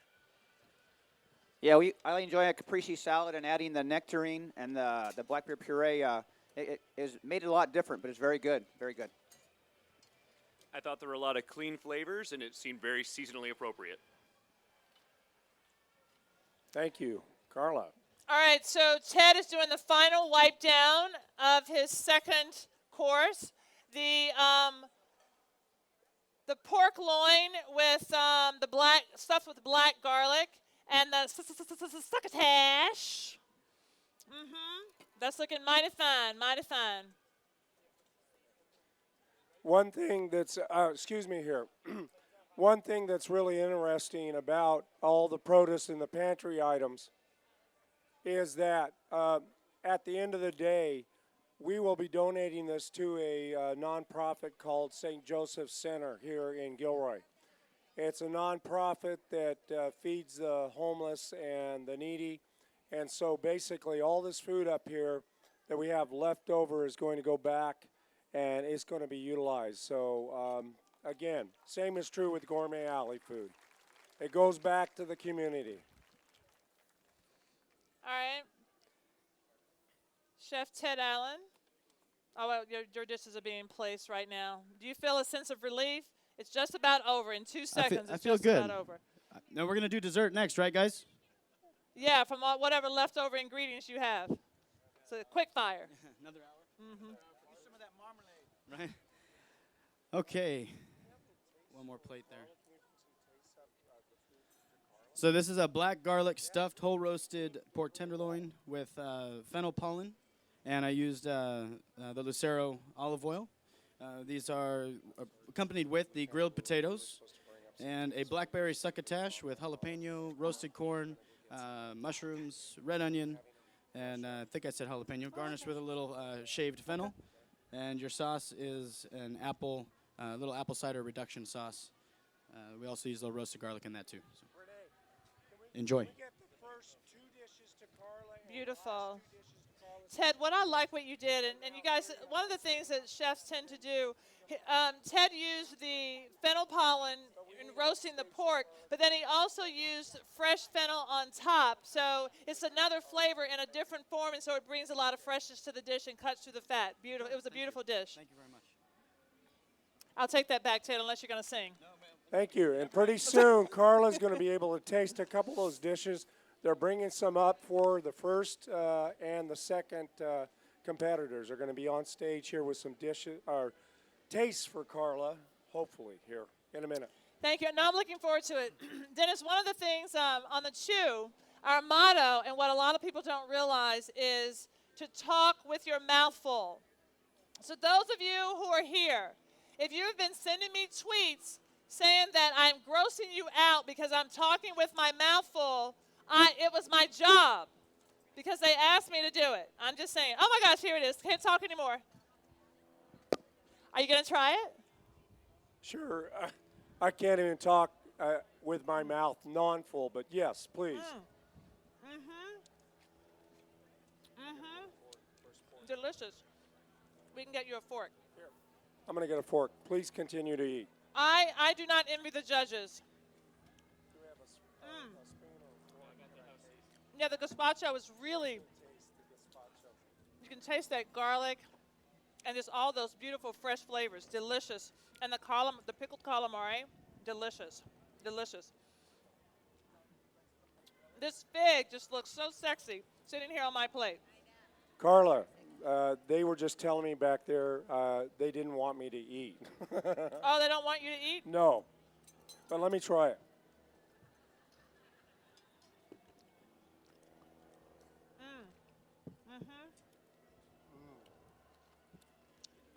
Wow.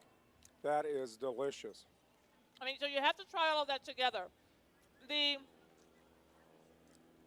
fig with the blackberries and the greens really cut through the fat is delicious. Really nicely balanced. Excuse me here. Now, I love a good pucker. I love a good pucker. So that vinegar, delicious. Wow. Excellent. Excuse me, can I have some hairball medicine? That was excellent. I'm Delicious. also a big contrasting flavor, and the sweet of the fig with the gastrique is just wonderful. Yes. With the pork, the combination is wonderful. And those greens that really cut through, those bitter greens, I may have eaten most of them, I'm sorry, but they really You were did, good. but Yeah. that's okay. Delicious, delicious. All right, the judges are eating and drinking wine, and we'll see how they feel. Let me check on the judges right Okay. now.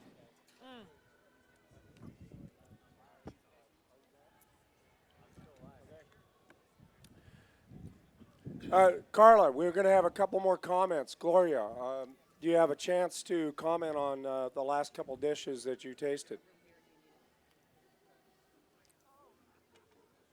Presentation was very nice. I don't like my pork well done. I like it medium. And if it's going to, people are going to air, I'd rather have them air, not to be a little less well done than too well done. But most people I know don't like their pork that way. But it's a matter of taste. But I like the combination. I like his use of the pollen, and the pollen, which is very interesting to me. I've used pollen seeds, and I do it. It's a wild pollen that grew in my garden, and I make sure I don't use this fertilizer, so I can harvest the pollen, and dry it a little bit. It really adds a subtle taste, and I like that. And then combine it. I like the combination with a fennel, sliced fennel, fresh fennel bulb on top. So that I enjoyed about it. Thank you. Thanks, Gloria. Nice. Marcy, Rick, Bill, you guys, do you have any comments where your feet? I kind of want to get the camera under the table to see if your feet are doing this. Thank you. I like the chef's use of the fruit so much. The blackberry succotash, the apple cider reduction, all things that I think pair beautifully with pork. I mean, it was like a natural and absolutely delicious. Fantastic. Mr. Bill. Oh, is that for me? Yeah, the jalapenos and the succotash really kind of cut my mouth on fire, but I think it actually made the dish better because the pork, the taste, everything brought it together. Nice. So, Rick, let me ask you this. Is there anything that, being a judge, that you may have tasted, and maybe this is a question for later, where you've eaten something and you didn't think that you were going to like it, but you had to be neutral, and when in fact you ended up liking it because you are a judge? And, okay, answer that one, because I have another one. There's something I looked at and I didn't think I would like, and I actually liked it. Yes. And, well, I haven't had that experience yet today, so everything I've looked at, it tasted just great and up to my expectations. So. Well, let me ask you, all of the judges, because sometimes, like, I don't like liver, for instance. I don't like liver, but if someone's fed me liver, I could discern if it is done well and, take my taste out of it and it was done well versus me personally liking it. Do you find that to be really hard? Anybody? This young gentleman. No, I agree with you. I think any food, even if you think you might not like it, if executed correctly, can always be amazing. So I try to go in with an open mind. Awesome. Thank you. All right, you guys, more dishes are coming up. Back to you, Dennis. Okay, I can see Jay and Jason are plated, and they're going to bring up the first dish, and they're going very, very hard at this, right at this point. Gentlemen, you almost ready here? Okay, here we go. They're presenting right now. Jason, when you come by here, I'm going to give you the microphone, and Carla's going to be asking you some questions. Sorry, I was incorrect. Jay is going to take the questions. All right, Jay will take the questions. Jay was in charge of this dish.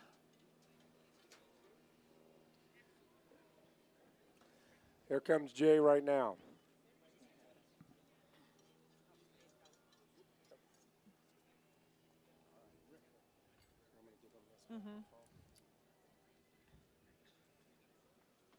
All right, Jay, let her rip. All right, what we have here, this dish is featuring the roasted garlic as far as the mystery ingredient goes. And what we have is a roasted garlic crusted double cut pork chop with a roasted garlic wild mushroom mozzarella ragu underneath, ultra cheesy polenta, and a summer vegetable fricassee, which has all those great, I mean, if you guys saw the pantry there's all these great ingredients. So it's everything from scallions, leeks, the batonnet of the golden beets, there's carrots, corn, baby zucchini, asparagus, herbs, and enjoy, please. No, you guys got the next four dishes coming after that. Bill Christopher was asking if he could have a bigger portion. You should see these plates up here. They are stacked. Jay, I know you're busy plating. Tell us, how did you come up with this? What was the idea?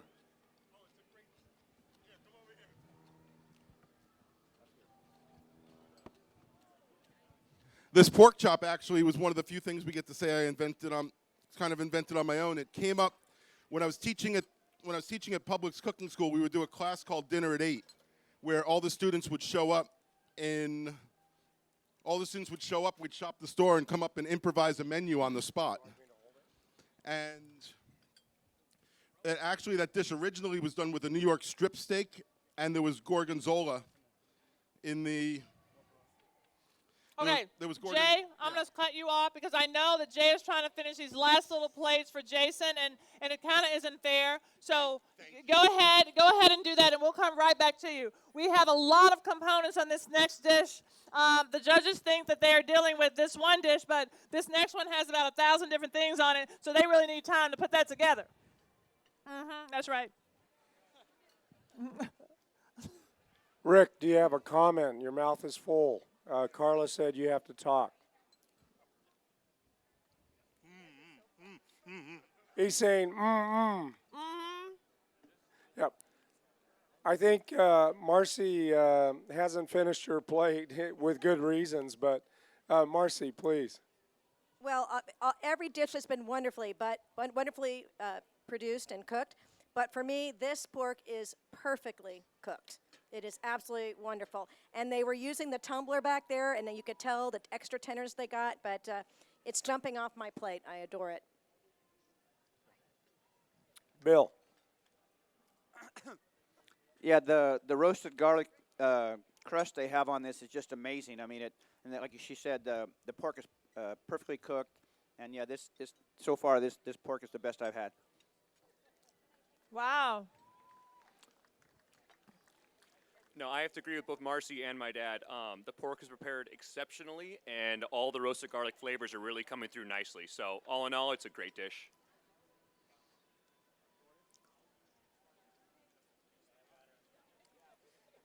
I look for balance in the dishes that I eat.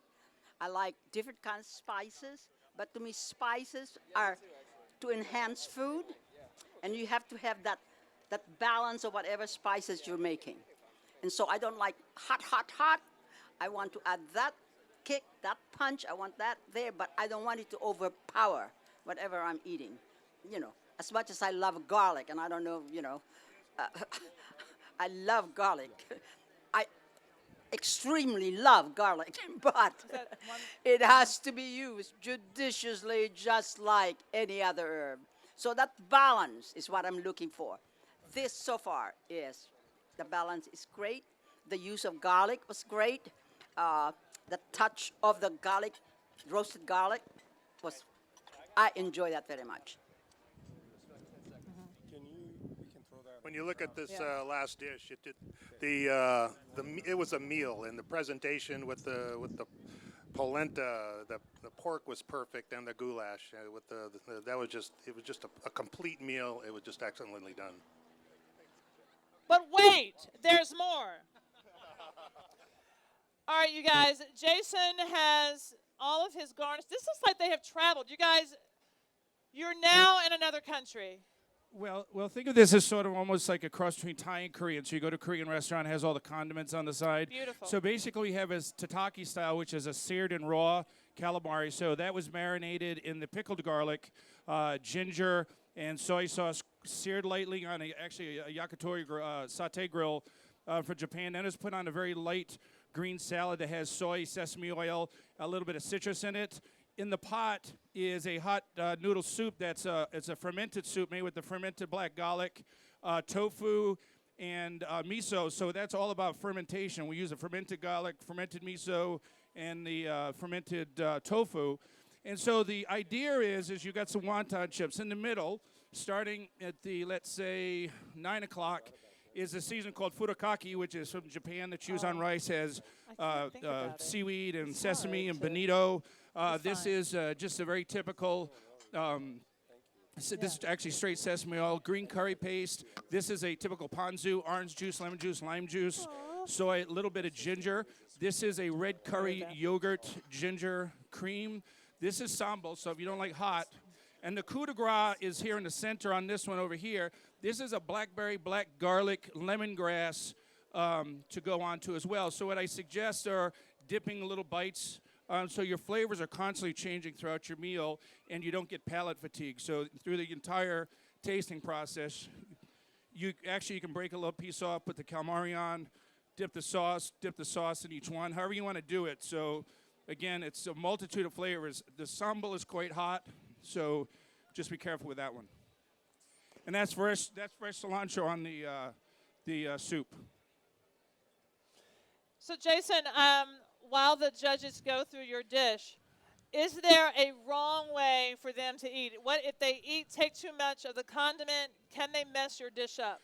Well, their palate will know it. Again, that's why I told them to take little bits when they're building and putting it together to maybe taste a little bit first, just like you would in any kind of restaurant that puts out, when you go for tandoor, have all the different condiments, Korean food, is to taste them first, see what your palate likes, taste each component individually, and then start mixing and matching is the best way to do it. So we try to put salty, we try to put sweet, we try to put creamy, and all these different flavors there.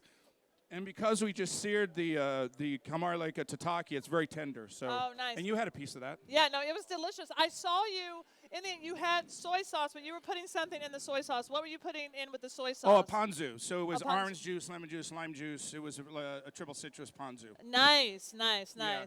And so again, the furikake is a very traditional Japanese seasoning, sesame, nori, bonito, which is a fish flake, which actually is make dashi from, things like that. So it's got a bunch of different flavors. So you really have a lot of savories and creamies and different flavors going on here. Well, it's beautiful, and you've definitely given an experience. So, end scene until we try. All right. Thank you. Thank you so much. All right, you guys. While the judges go through this, I had this garlic here that they had to remove from the table. And so I thought I would just try my hand at throwing it out to the audience. Okay, the fact that you have a cast or something on your arm and you wanted me to throw it to you, I don't know about that. And don't try to sue me.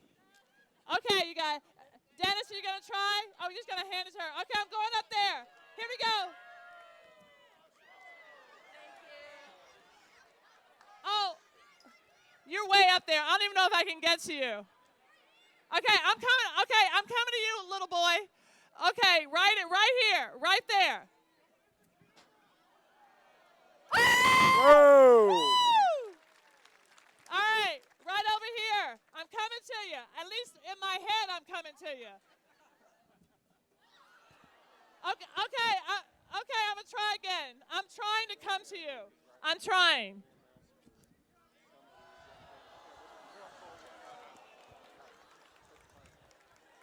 Sorry. Did they see it coming? Oops. Did I hit somebody on the head? Okay. Okay, I'm coming one more time to you right here. Oh. Oh. Honestly, I tried. Okay, wait, hold on. I got to go over here a little bit. I'm going to try again with you. I'm coming over here. Okay, now this is how I was taught. James Caan taught me how to throw a baseball. And he said, you rock like this, and then you turn and you follow through. I'm looking at you with the hat, so basically 2 over from you. Okay, so I'm coming, like right in that area. Okay, here I go. Where are you looking? Where are you? You, who's looking? Okay, here I come. Okay, I swear I was aiming right here. Oh, that's so bad. That's so bad. All right, Dennis, back to you. You want to throw some? No, I want you to have a taste of Jason and Ted's dish here. Well, I don't mind if I do. All right. You guys, I love succotash. That corn is looking so delicious. Guys, cut to the host. Cut to the host. Thank you.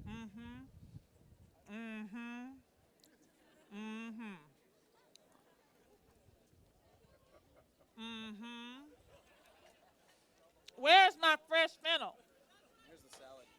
Oh my God, I got a salad. I don't know where my fresh fennel was, but that was so tasty. Okay. Okay. All right. So we're going for the salad. The dressing that I tasted earlier. My dress is blowing because this is a magical moment. Okay. Going in.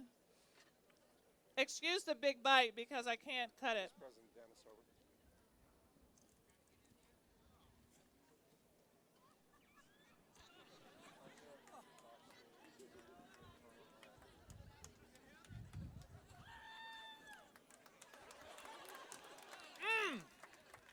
Oh, look at my the dress says it all.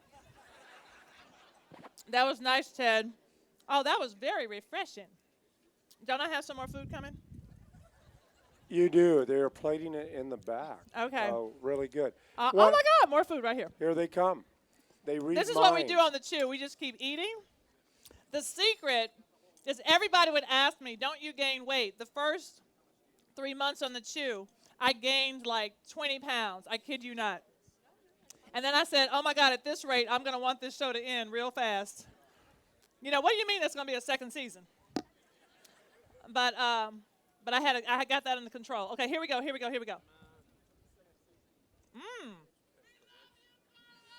love you, Joe! Woo!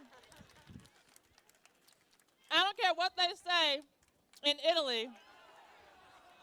These are grits.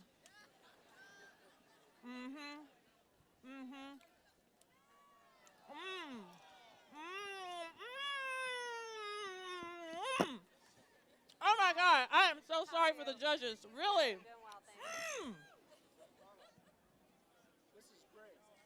Oh my God, sorry. Angela, please. Angela, talk. Oh my God, Angela, I can't wait to get your food. Carry on. Go ahead. Okay, so we have a little antipasti platter. We have an Italian restaurant at the inn at Spanish Bay, and so we want to start you off with a few bites of everything. And we've used the different garlics in each preparation. So on your left-hand side, you have an arborio rice salad with crispy pancetta, the roasted blackberries, homemade Meyer lemon vinaigrette, and that has the black garlic in it. Next to that, you have a piece of bruschetta topped with buffalo mozzarella, It has apricot mostarda, which we brought from the restaurant as well. Little smoked sea salt and fresh basil, and that has the, let me see if I get this right, that has the roasted garlic on it. And then finally on your right-hand side, it's a play on a pickled beet type of salad, but actually we roasted the beets and we put pickled garlic inside to give it a little zing. And we did the green tomato mostarda, which we brought. So 3 different flavors. Hopefully they'll combine nicely with the 3 different types of garlic that you gave us. Bravo. Thank you, Angela, that Angela. looks delicious. Yeah, that should be coming soon. Angela, do you need to play it again, or can I ask you a quick question? When I'm a home chef and I have ingredients and I'm trying to create a dish, how do you kind of work with dishes? What's your ideas, and how do you come together with the flavors? It's really just, it kind of comes to you and you think about it in your head and you play it off in your head. You think about the flavors and it either sounds right or it doesn't sound right. Or it looks good on a plate or it doesn't look good on a plate. I mean, that's how I think about it, at least with a reference of kind of things that I've done before and then kind of riffing off of what I've done at previous times. Now, for me, a home chef, bacon is king, and I'll eat anything with bacon in it. But what would you, if you had to eat something, what would you cook for yourself at home? We cook really simply at home. I mean, like right now we're having local Cereal? king salmon all the time. Lots of cereal, you know, but besides cereal, local king salmon seared or in the smoker, whatever's in season, whatever's great. We have a CSA that we're part of, and we just use what we get. Pretty simply done. So. Thank you. Back to you, Carla. Well, I have some, while Angela is preparing her next course, I'm going to try my hand at throwing some more garlic. Obviously, I don't do very well with that method that I learned. Okay, I'm going to try one more. Okay, I'm going to you in the green, I'm calling it. You in the green shirt. Okay, swing like an elephant. He said, pick up your arm and throw from it and flick your, pick up my leg. Okay, I have a coach. Thank you, coach. What happened? What happened, coach? I did it okay. It was kind of, oh, he got it. What? That's awesome. All right, coming to you guys right here. All right. Girl, if you don't want to get bopped in the head, you need to move over a little bit. Okay, here we go. Pick up my leg, he said. It literally was the guy 3 rows behind you, but it was still in your sort of vicinity of where it should have gone. All right, last one, and then the dish is coming up. Okay.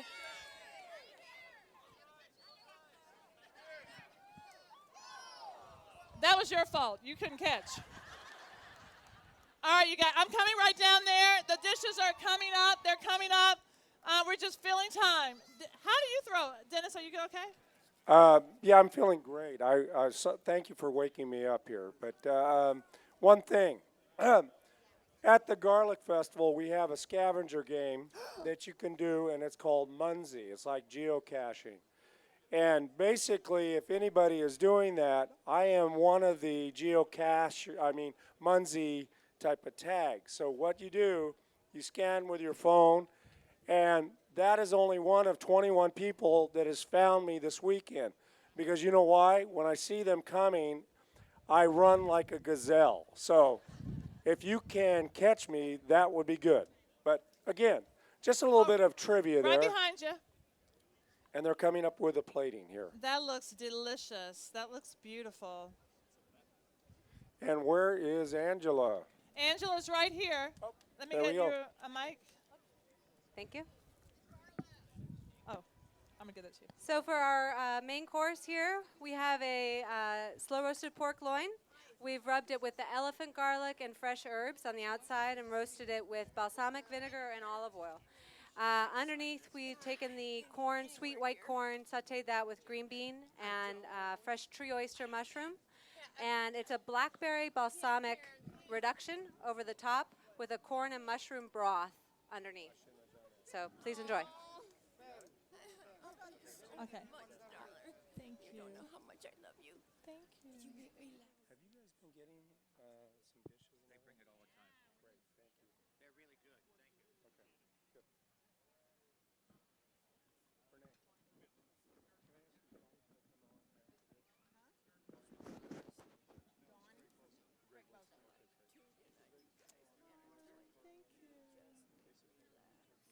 What's your name?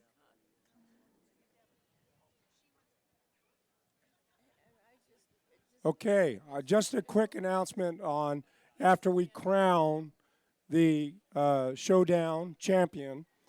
Stick around. We're going to have a short break, and Carla is going to be demonstrating approximately what time, Renee? 2:30. 2:30. So please stick around. Again, $5,000 to the winner. And we're excited about having the chefs here. Very excited about having Carla Hall here. Again, if you have not purchased a cookbook, consider it. $8. It's very inexpensive. It's right over here. We also have some aprons. We have some bags. Please purchase that cookbook. Every time you spend $1 here, it's going to go back to our nonprofits, our organizations, schools. It is part of what we're here about at the Garlic Festival. If you want a bobblehead, it's not coming back probably for 5 years, our 40th anniversary. Rush over and get one in the Mercantile, okay? I really want to thank all of our sponsors also, Don Christopher Ranch, Rayleigh's Nob Hill, Bel Air, and also KSBW 8 in Salinas, ABC in Salinas. Thank you. That's the commercial break right now. Back to you, Carla. Awesome. How are you guys holding up, the judges? I mean, 8 plates, you know, a lot of food, distinguishing all the different tastes, all the different chefs. I don't have a mic. Are you holding up? Doing really well. This is a lot of different kind of food, a lot of excellent ways of preparing garlic, and overall I've been really happy with everything. Fantastic. Yeah. BC? Yeah. Hey, I like that. Yeah, I can use a little ice cream or something now. The flavors are pretty strong, so I'm ready for dessert. All right, okay. All right, Gloria? I really like subtleties that I have. Wait, first of all, Gloria, I love you. Your honesty, you're like the Barbara Walters at the table. Go ahead, girl. I like the subtlety on some of the dishes that I have tasted. I like layering, and I can Yes. taste the different flavors. So when I can taste, like, you know, the jalapeno, and now comes the next punch. Yes. And a little punchiness of this. And then something else, you're like, what? There it comes. Sneak. Oh, through the back door. What? Oh, yes. You know what I'm talking about, Carla. Yes, Well, I that's know. where I am. And so the whole experience so far has just been so exciting for me. Yes. Because that has been what I have been exposed to sitting here. Yes, yes. Thank you very much. Thank you. Rick, how you doing? Good. Thank you. The berries and the garlic, what an interesting combination for the secret ingredient. And the use of berries, they all just did so well in incorporating that into foods that I normally don't see used with berries. And Right. It just really was an eye-opener. Very good. Well, the fact is, Marcy, you guys are about to go and deliberate, and it's going to be really hard. It'll be really interesting, like where you all come together on some things and where you butt heads. And since Bill, BC, is a secret keeper, I want you to promise me that you will tell me about those discussions.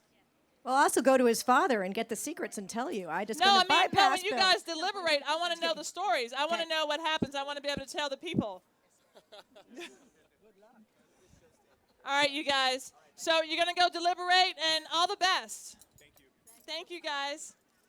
That is not an easy job. That is not an easy job. They're going to go and deliberate. We're going to have a winner announced pretty soon.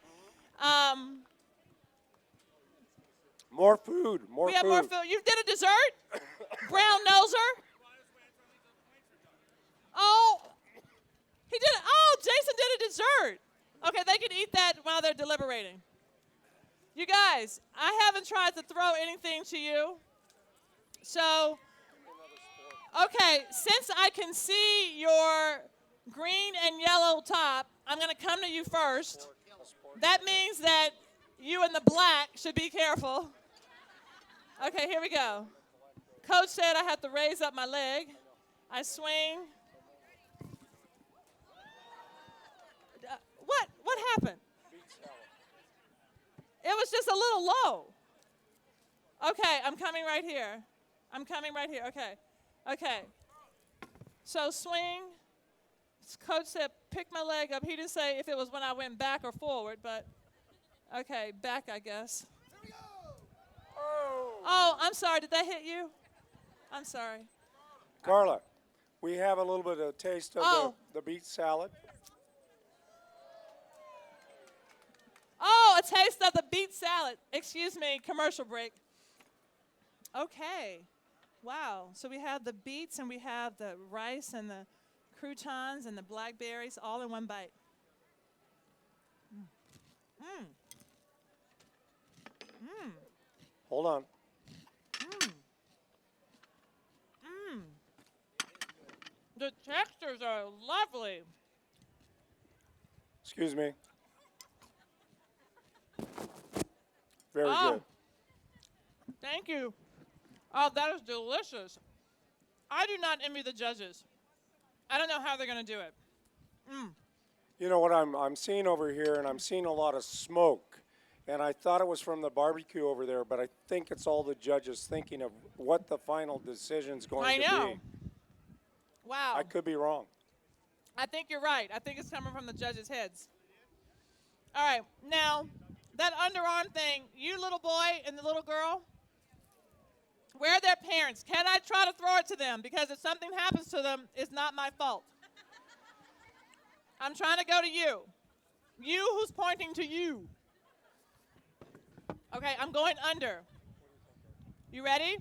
Who said there you go over there? Here we go. You almost had it, didn't you? Okay, here. Don't look disappointed. I'm coming back at you. Sir, you could give that to him. Okay, thank you. Okay, yeah, you didn't want to be that guy to take it from the little boy. Okay, over here. Okay, yeah, you with the Herbalife on your shirt. Sorry, that is not a commercial. I do not endorse them. Okay, here you go. Oh, whoa! Oh, that was pretty perfect.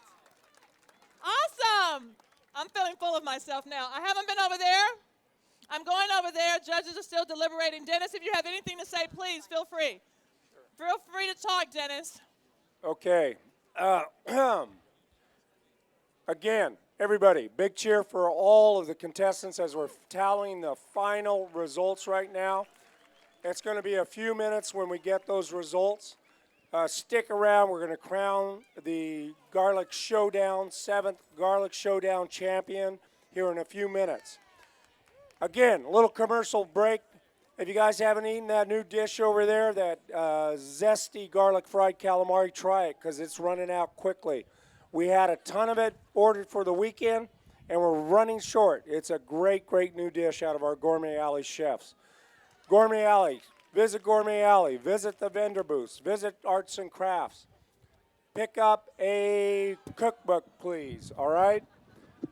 We appreciate you staying here at the Garlic Festival. We appreciate you coming. Thank you again. Dennis, And could in you a buy minute, him a beer?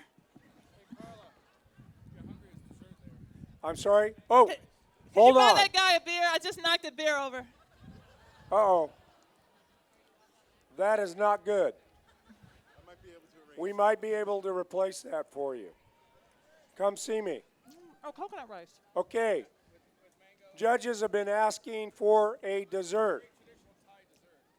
And we have a Thai dessert, a mango rice Thai dessert. We have the coconut rice, you know, the typical traditional Thai dessert with the coconut rice. Did you steam the rice, Jason?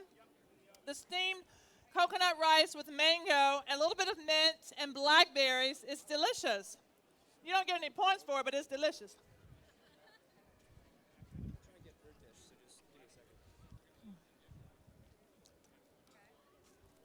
Carla, the results are going back to the judges. Bill Christopher is taking them back to the talliers. Okay, the results are going back. Oh, delicious. Mm-hmm. Mm-hmm.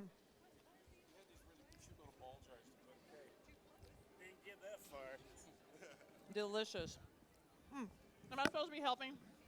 You can get another helping.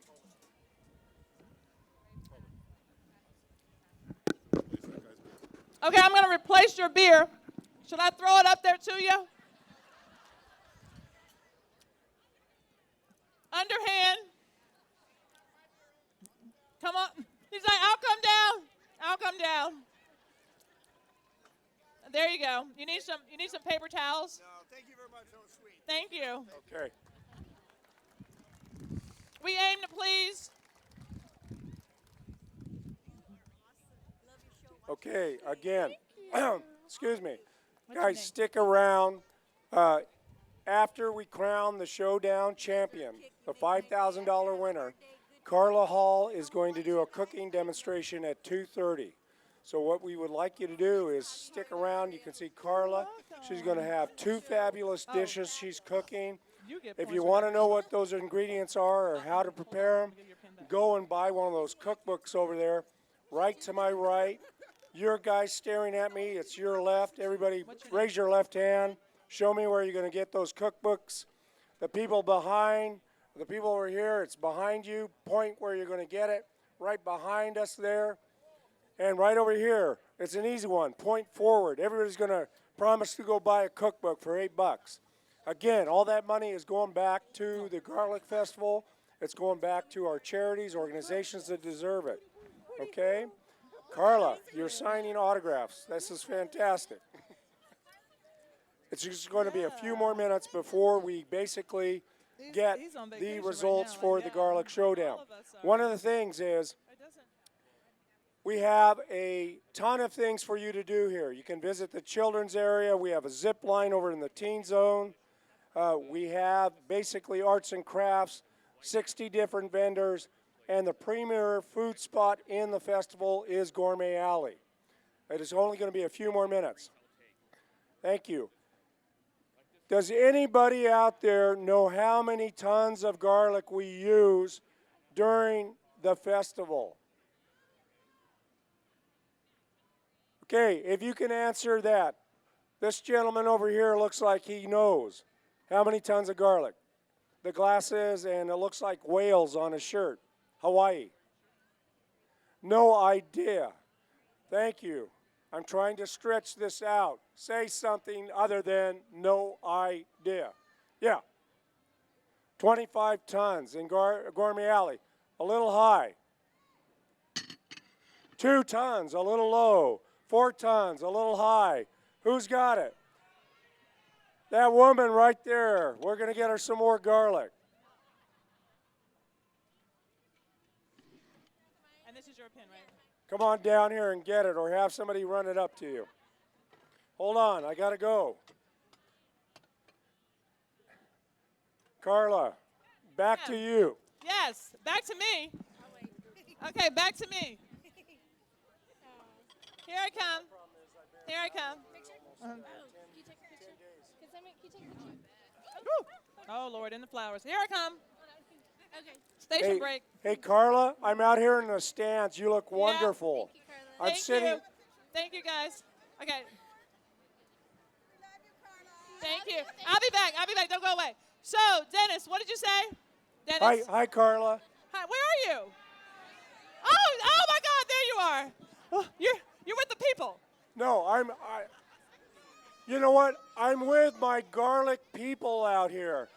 Everybody here. Yes. You know what I was missing? I was missing that reek of garlic. And when I came out here, I'm about ready to faint. This is the best ever out here. These guys have been eating more than 2 or 3 tons of garlic. I can tell you right now. Yes. Okay, back to you, Carla. You guys, thank you. Thank you for coming out. And I'm sure Dennis tells you about my cooking demonstration. You guys make it happen, and you guys are what I'm going to remember about my first trip to Gilroy to the Garlic Festival. Woo! All right, you guys, when I say hootie, you say who? Hootie! Hootie! You're so awesome. Okay, when I say Gilroy, you say garlic. Gilroy! Gilroy! Oh my God, you're so awesome. Okay, when I say fly, you say Carla. Fly! Fly! Okay, I just made that up on the spot, though. You guys are awesome. All right, you guys. So, Dennis, where are we? Judges, we're still Carla, waiting? I'm behind stage right now. We don't have a camera because they have been cloaked in secrecy when they're tabulating it, but I'm telling you, it's a real close race. I don't know, but I think they're using a Texas Instrument calculator to figure out who won this event. It's really exciting back here. I think I'm going to faint. Oh my God. All right, Dennis, don't faint. Don't faint. It's really close, everybody. It's really close. Things are really tight, really, really, really tight. This is what happens. This is what happened on Top Chef. Like at the end, somebody goes to the bathroom and the vote changes. It really does happen. Okay, we're waiting. What's your name? Okay, I'm coming back. They're almost done right now. It's been exciting back there, but I'm glad to be back up on stage. Everybody here, how many people have eaten up in Gourmet Alley? Thank you, thank you, thank you. You know what my favorite dish? Yell it out. Mine is, what? Were you aware that Fabio was out here? Mm-hmm. Yeah, we went and saw him. What is it? I love this scampi. It's the best. Scampi. It's the best. Pat here says the scampi. When are you guys performing? 5 o'clock amphitheater, the Corvairs Rock and Roll. Pat is a member of the Corvairs. It's going to be a rockin' time out on the amphitheater. 5 o'clock. Go see Pat and the Corvairs. I'm going to be there. I'm going to be dancing with Carla Hall, maybe. Maybe not. Thank you. Guys, anybody over here like pepper steak sandwiches? We have these two individuals that we didn't prompt that are wearing a ribbon like me love pepper steak sandwiches. We want you to go try one. If you haven't tried one, you got to get over there. Please. Okay. Alicia is relaxing here, which I want to do. What do you guys think your chances are? You know, we're feeling good, but everyone did excellent dishes, and the judges really made it hard to tell because they seem to like a lot of stuff. Did you guys get a chance to taste any of those dishes, or was it kind of hard since I think everybody else was eating it? It was like a battle. I barely got a bite. Okay, well, we really appreciate you being here, and thank you. You guys look really relaxed, and much appreciated, and good luck. Let me go over here to Angela. She's so cool. Angela, what do you think your chances are right now? Well, I think they're 1 and 4. Yeah. I'm pretty confident about that. So I'm sorry, I'm not a math major. Get the Texas Instrument out. You have a 25% chance of winning. Okay. No, regardless, we were just talking about it. Regardless of what happens, I think everyone came out, did a great job. We're happy with what we did. I hope everyone's happy with the plates they did, but we feel good about it. So either way, we're good to go. Okay, so I'm going to give it to your sous chef who only speaks in one word. He only speaks one word. What do you think your chances are? Good. Good. We heard it from the horse's mouth there. Okay. Veterinary reference. Thank you, everyone. Jay Minzer. Jay Minzer here, good friend of mine. Jay, what do you think? What do you guys, kind of your impression on the judging, everything else? Thought everything was good. And I think our chances, I think we definitely got a 1 in 4 chance of winning this thing. So, feeling pretty good. Yeah, good 25% chance. Yeah, an easy 25% chance of winning. I think, it's 1 out of 4. I think we're right there at the top, It's going to be one of the 4 of us. It's got to be. Because who else could it be? And when Jason said that, he was using a calculator again. Very, very smart. Okay, Jason, Ted, where did Ted go? Ted's on, there he is. And Ted has his daughter here. Yay, give it up. These are the shades I want. Can you say hello? Can you say hi? Charlotte. What's her name, Ted? Stella. That's a bad imitation of a movie. Ted, what do you think, and what's your impressions? You know, I'm just glad that we all got to come out here and have such a good time. Thank you, everybody, for all your support in the audience. We really appreciate it. This is what we love to do, and we're just glad to be here. And so I don't want to give a percentage on anything. I think that we all came to have a good time. So whoever wins, we're all winners, to be honest. But whoever wins, congratulations, and whoever doesn't win, still a winner. Carla, back to you. Oh, but I love that. This is is what we do on the shoot. Back to you. Have we spoken to all the chefs? I've missed it. We just did. Oh. But they were telling me, and I may be wrong, and the audience is going to correct me, but each one of them thinks they have a 1 in 4 chance to win. What is your opinion on that? Let's see. There are 4 chefs. They are one person. So yes, that is correct. They have a 1 in 4 chance in winning. Hold on. Let me ask an audience member. This crowd here, do you think Carla's correct? Let's hear a cheer. I mean, you guys, if you don't clap, then yes. That is weak. I know. 25. Every chef has a 25% chance of winning. You guys, right? But everybody's a winner, right? Okay. The other thing is, we're giving a hooty-hoo to Carla for being up here for 2 hours and coming and joining us at the Garlic Festival. So give a hooty, and we're going to give a who. Hooty! Hooty! That is. Hooty! Oh, yeah. You didn't tell me you were going to stop. Oh, We hooty! got to go here. Hooty! Who? Y'all are so sorry. That was so sorry. Okay, you didn't know. Okay, hooty! Who? Okay, I'll tell you what. Hold on. I'm going to go to each section, and it doesn't matter if you have less people in your section because, okay, I'm going to start with you guys. I'm going to go to each section. I'm going to divide you guys, and we're going to see which section. All right, I'm coming to you. Hooty! Wait, there was one person yawning in the middle. She wasn't quite ready. Okay, hooty! All right, hooty! Wow. Half, right down the center, hooty! Woo, boom shakalaka. Okay, over here, hooty! Those of you right down here on the floor, hooty! Hooty! Oh, wow. Hooty! Hold on. You who is sitting there in the middle of your row with your head in your hand, with your phone, that you were not participating, yes, you. Okay? So let's try that again. Hooty! Oh, it sounded so much better with your participation.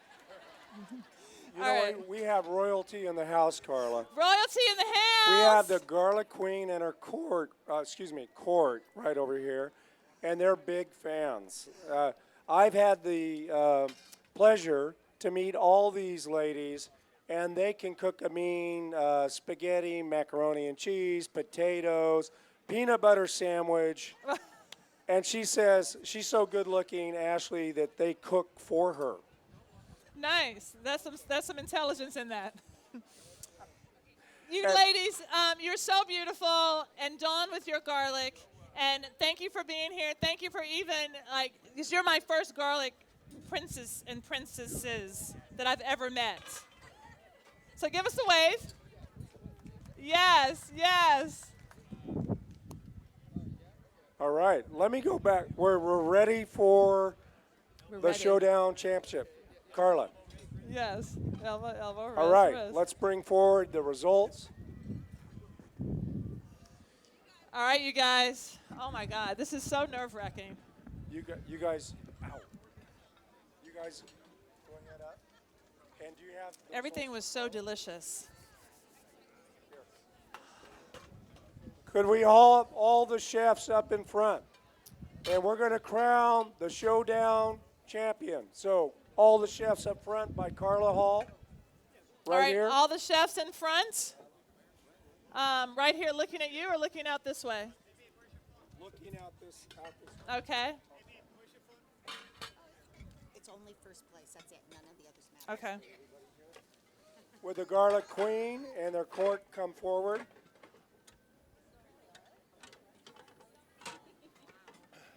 All right, I'm announcing? Yes, you are. Really? Yes, you are. Oh, my God. Ken, Renee, the two recipe co-chairs here, Ken Fry, Renee Harrigan, come on forward with a check. Everybody gather around. Chefs, please. Sous chefs get here. Sous chefs. Chefs out front here. Okay, wait a minute, we got to get a camera position. Carla Hall is going to make the announcement right here.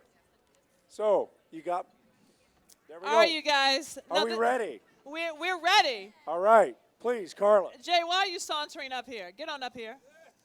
Wow, this was so close. I can't even. Oh, it's not easy being a judge. But the winner, second time in a row, Jason Groland. Wow, Whoa. you guys, congratulations to all of you guys. Impressive.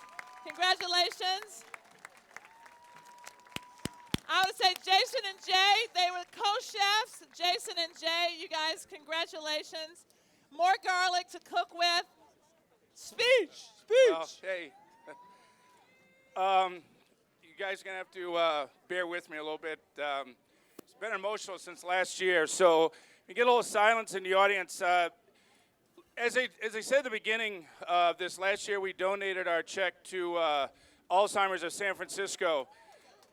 This year, we can just get silence a little bit. Last year, I was with Hard Rock Cafe. It was a gentleman that came with us, and his wife didn't come this year. But just for a second, I had the audience to stop for 1 second. Hey, everybody in the audience to stand up for 1 second. This was an interesting somebody told me yesterday, and I think it's going to drive my point. I want anybody that's in the audience who's had cancer, has it, survived, to sit down, please.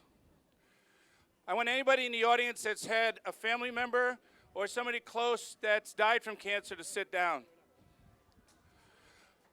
I want somebody who's been just close to somebody that's passed away from cancer to sit down. Look at the amount of people that are sitting now. The couple that came last year, Rose just passed away 3 weeks ago from cancer. I lost a good neighbor of mine to cancer. And so when we look at the audience and the folks that are sitting, cancer's affected all of us. So this year, our donation is going to the American Cancer Society to fight cancer. And I know Jay has a dear friend that was part of the festival. Jay, I'd like to say a few words about him. Not too much, but just those who know the festival and knows what's going on. It's for Val also. So we're honored to win, but even more honored to take that win and parlay it to hopefully get some healthy people in this world. So thank you.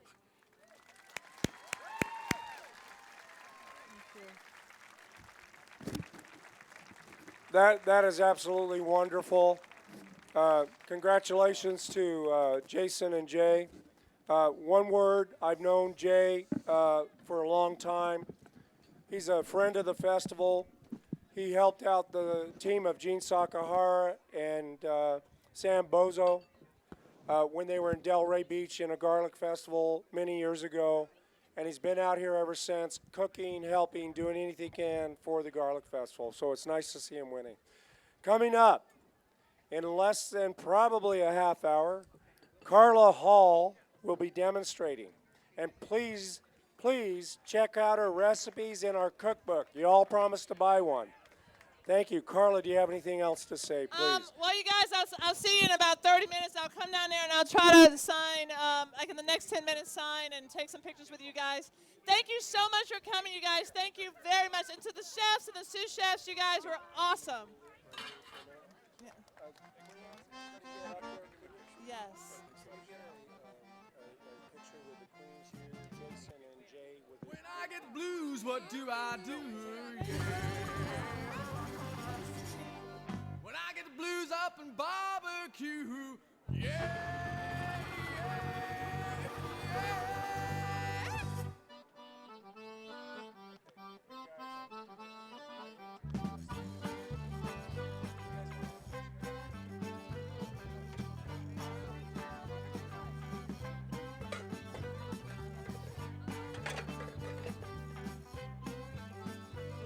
When I get the blues, what do I do? When I get the blues up and barbecue. When I get the blues, what do I do, child? Next up, your MC, past president of the Gilroy Garlic Festival 2010, the man responsible for bringing us into the green revolution. He is greener than Kermit the Frog.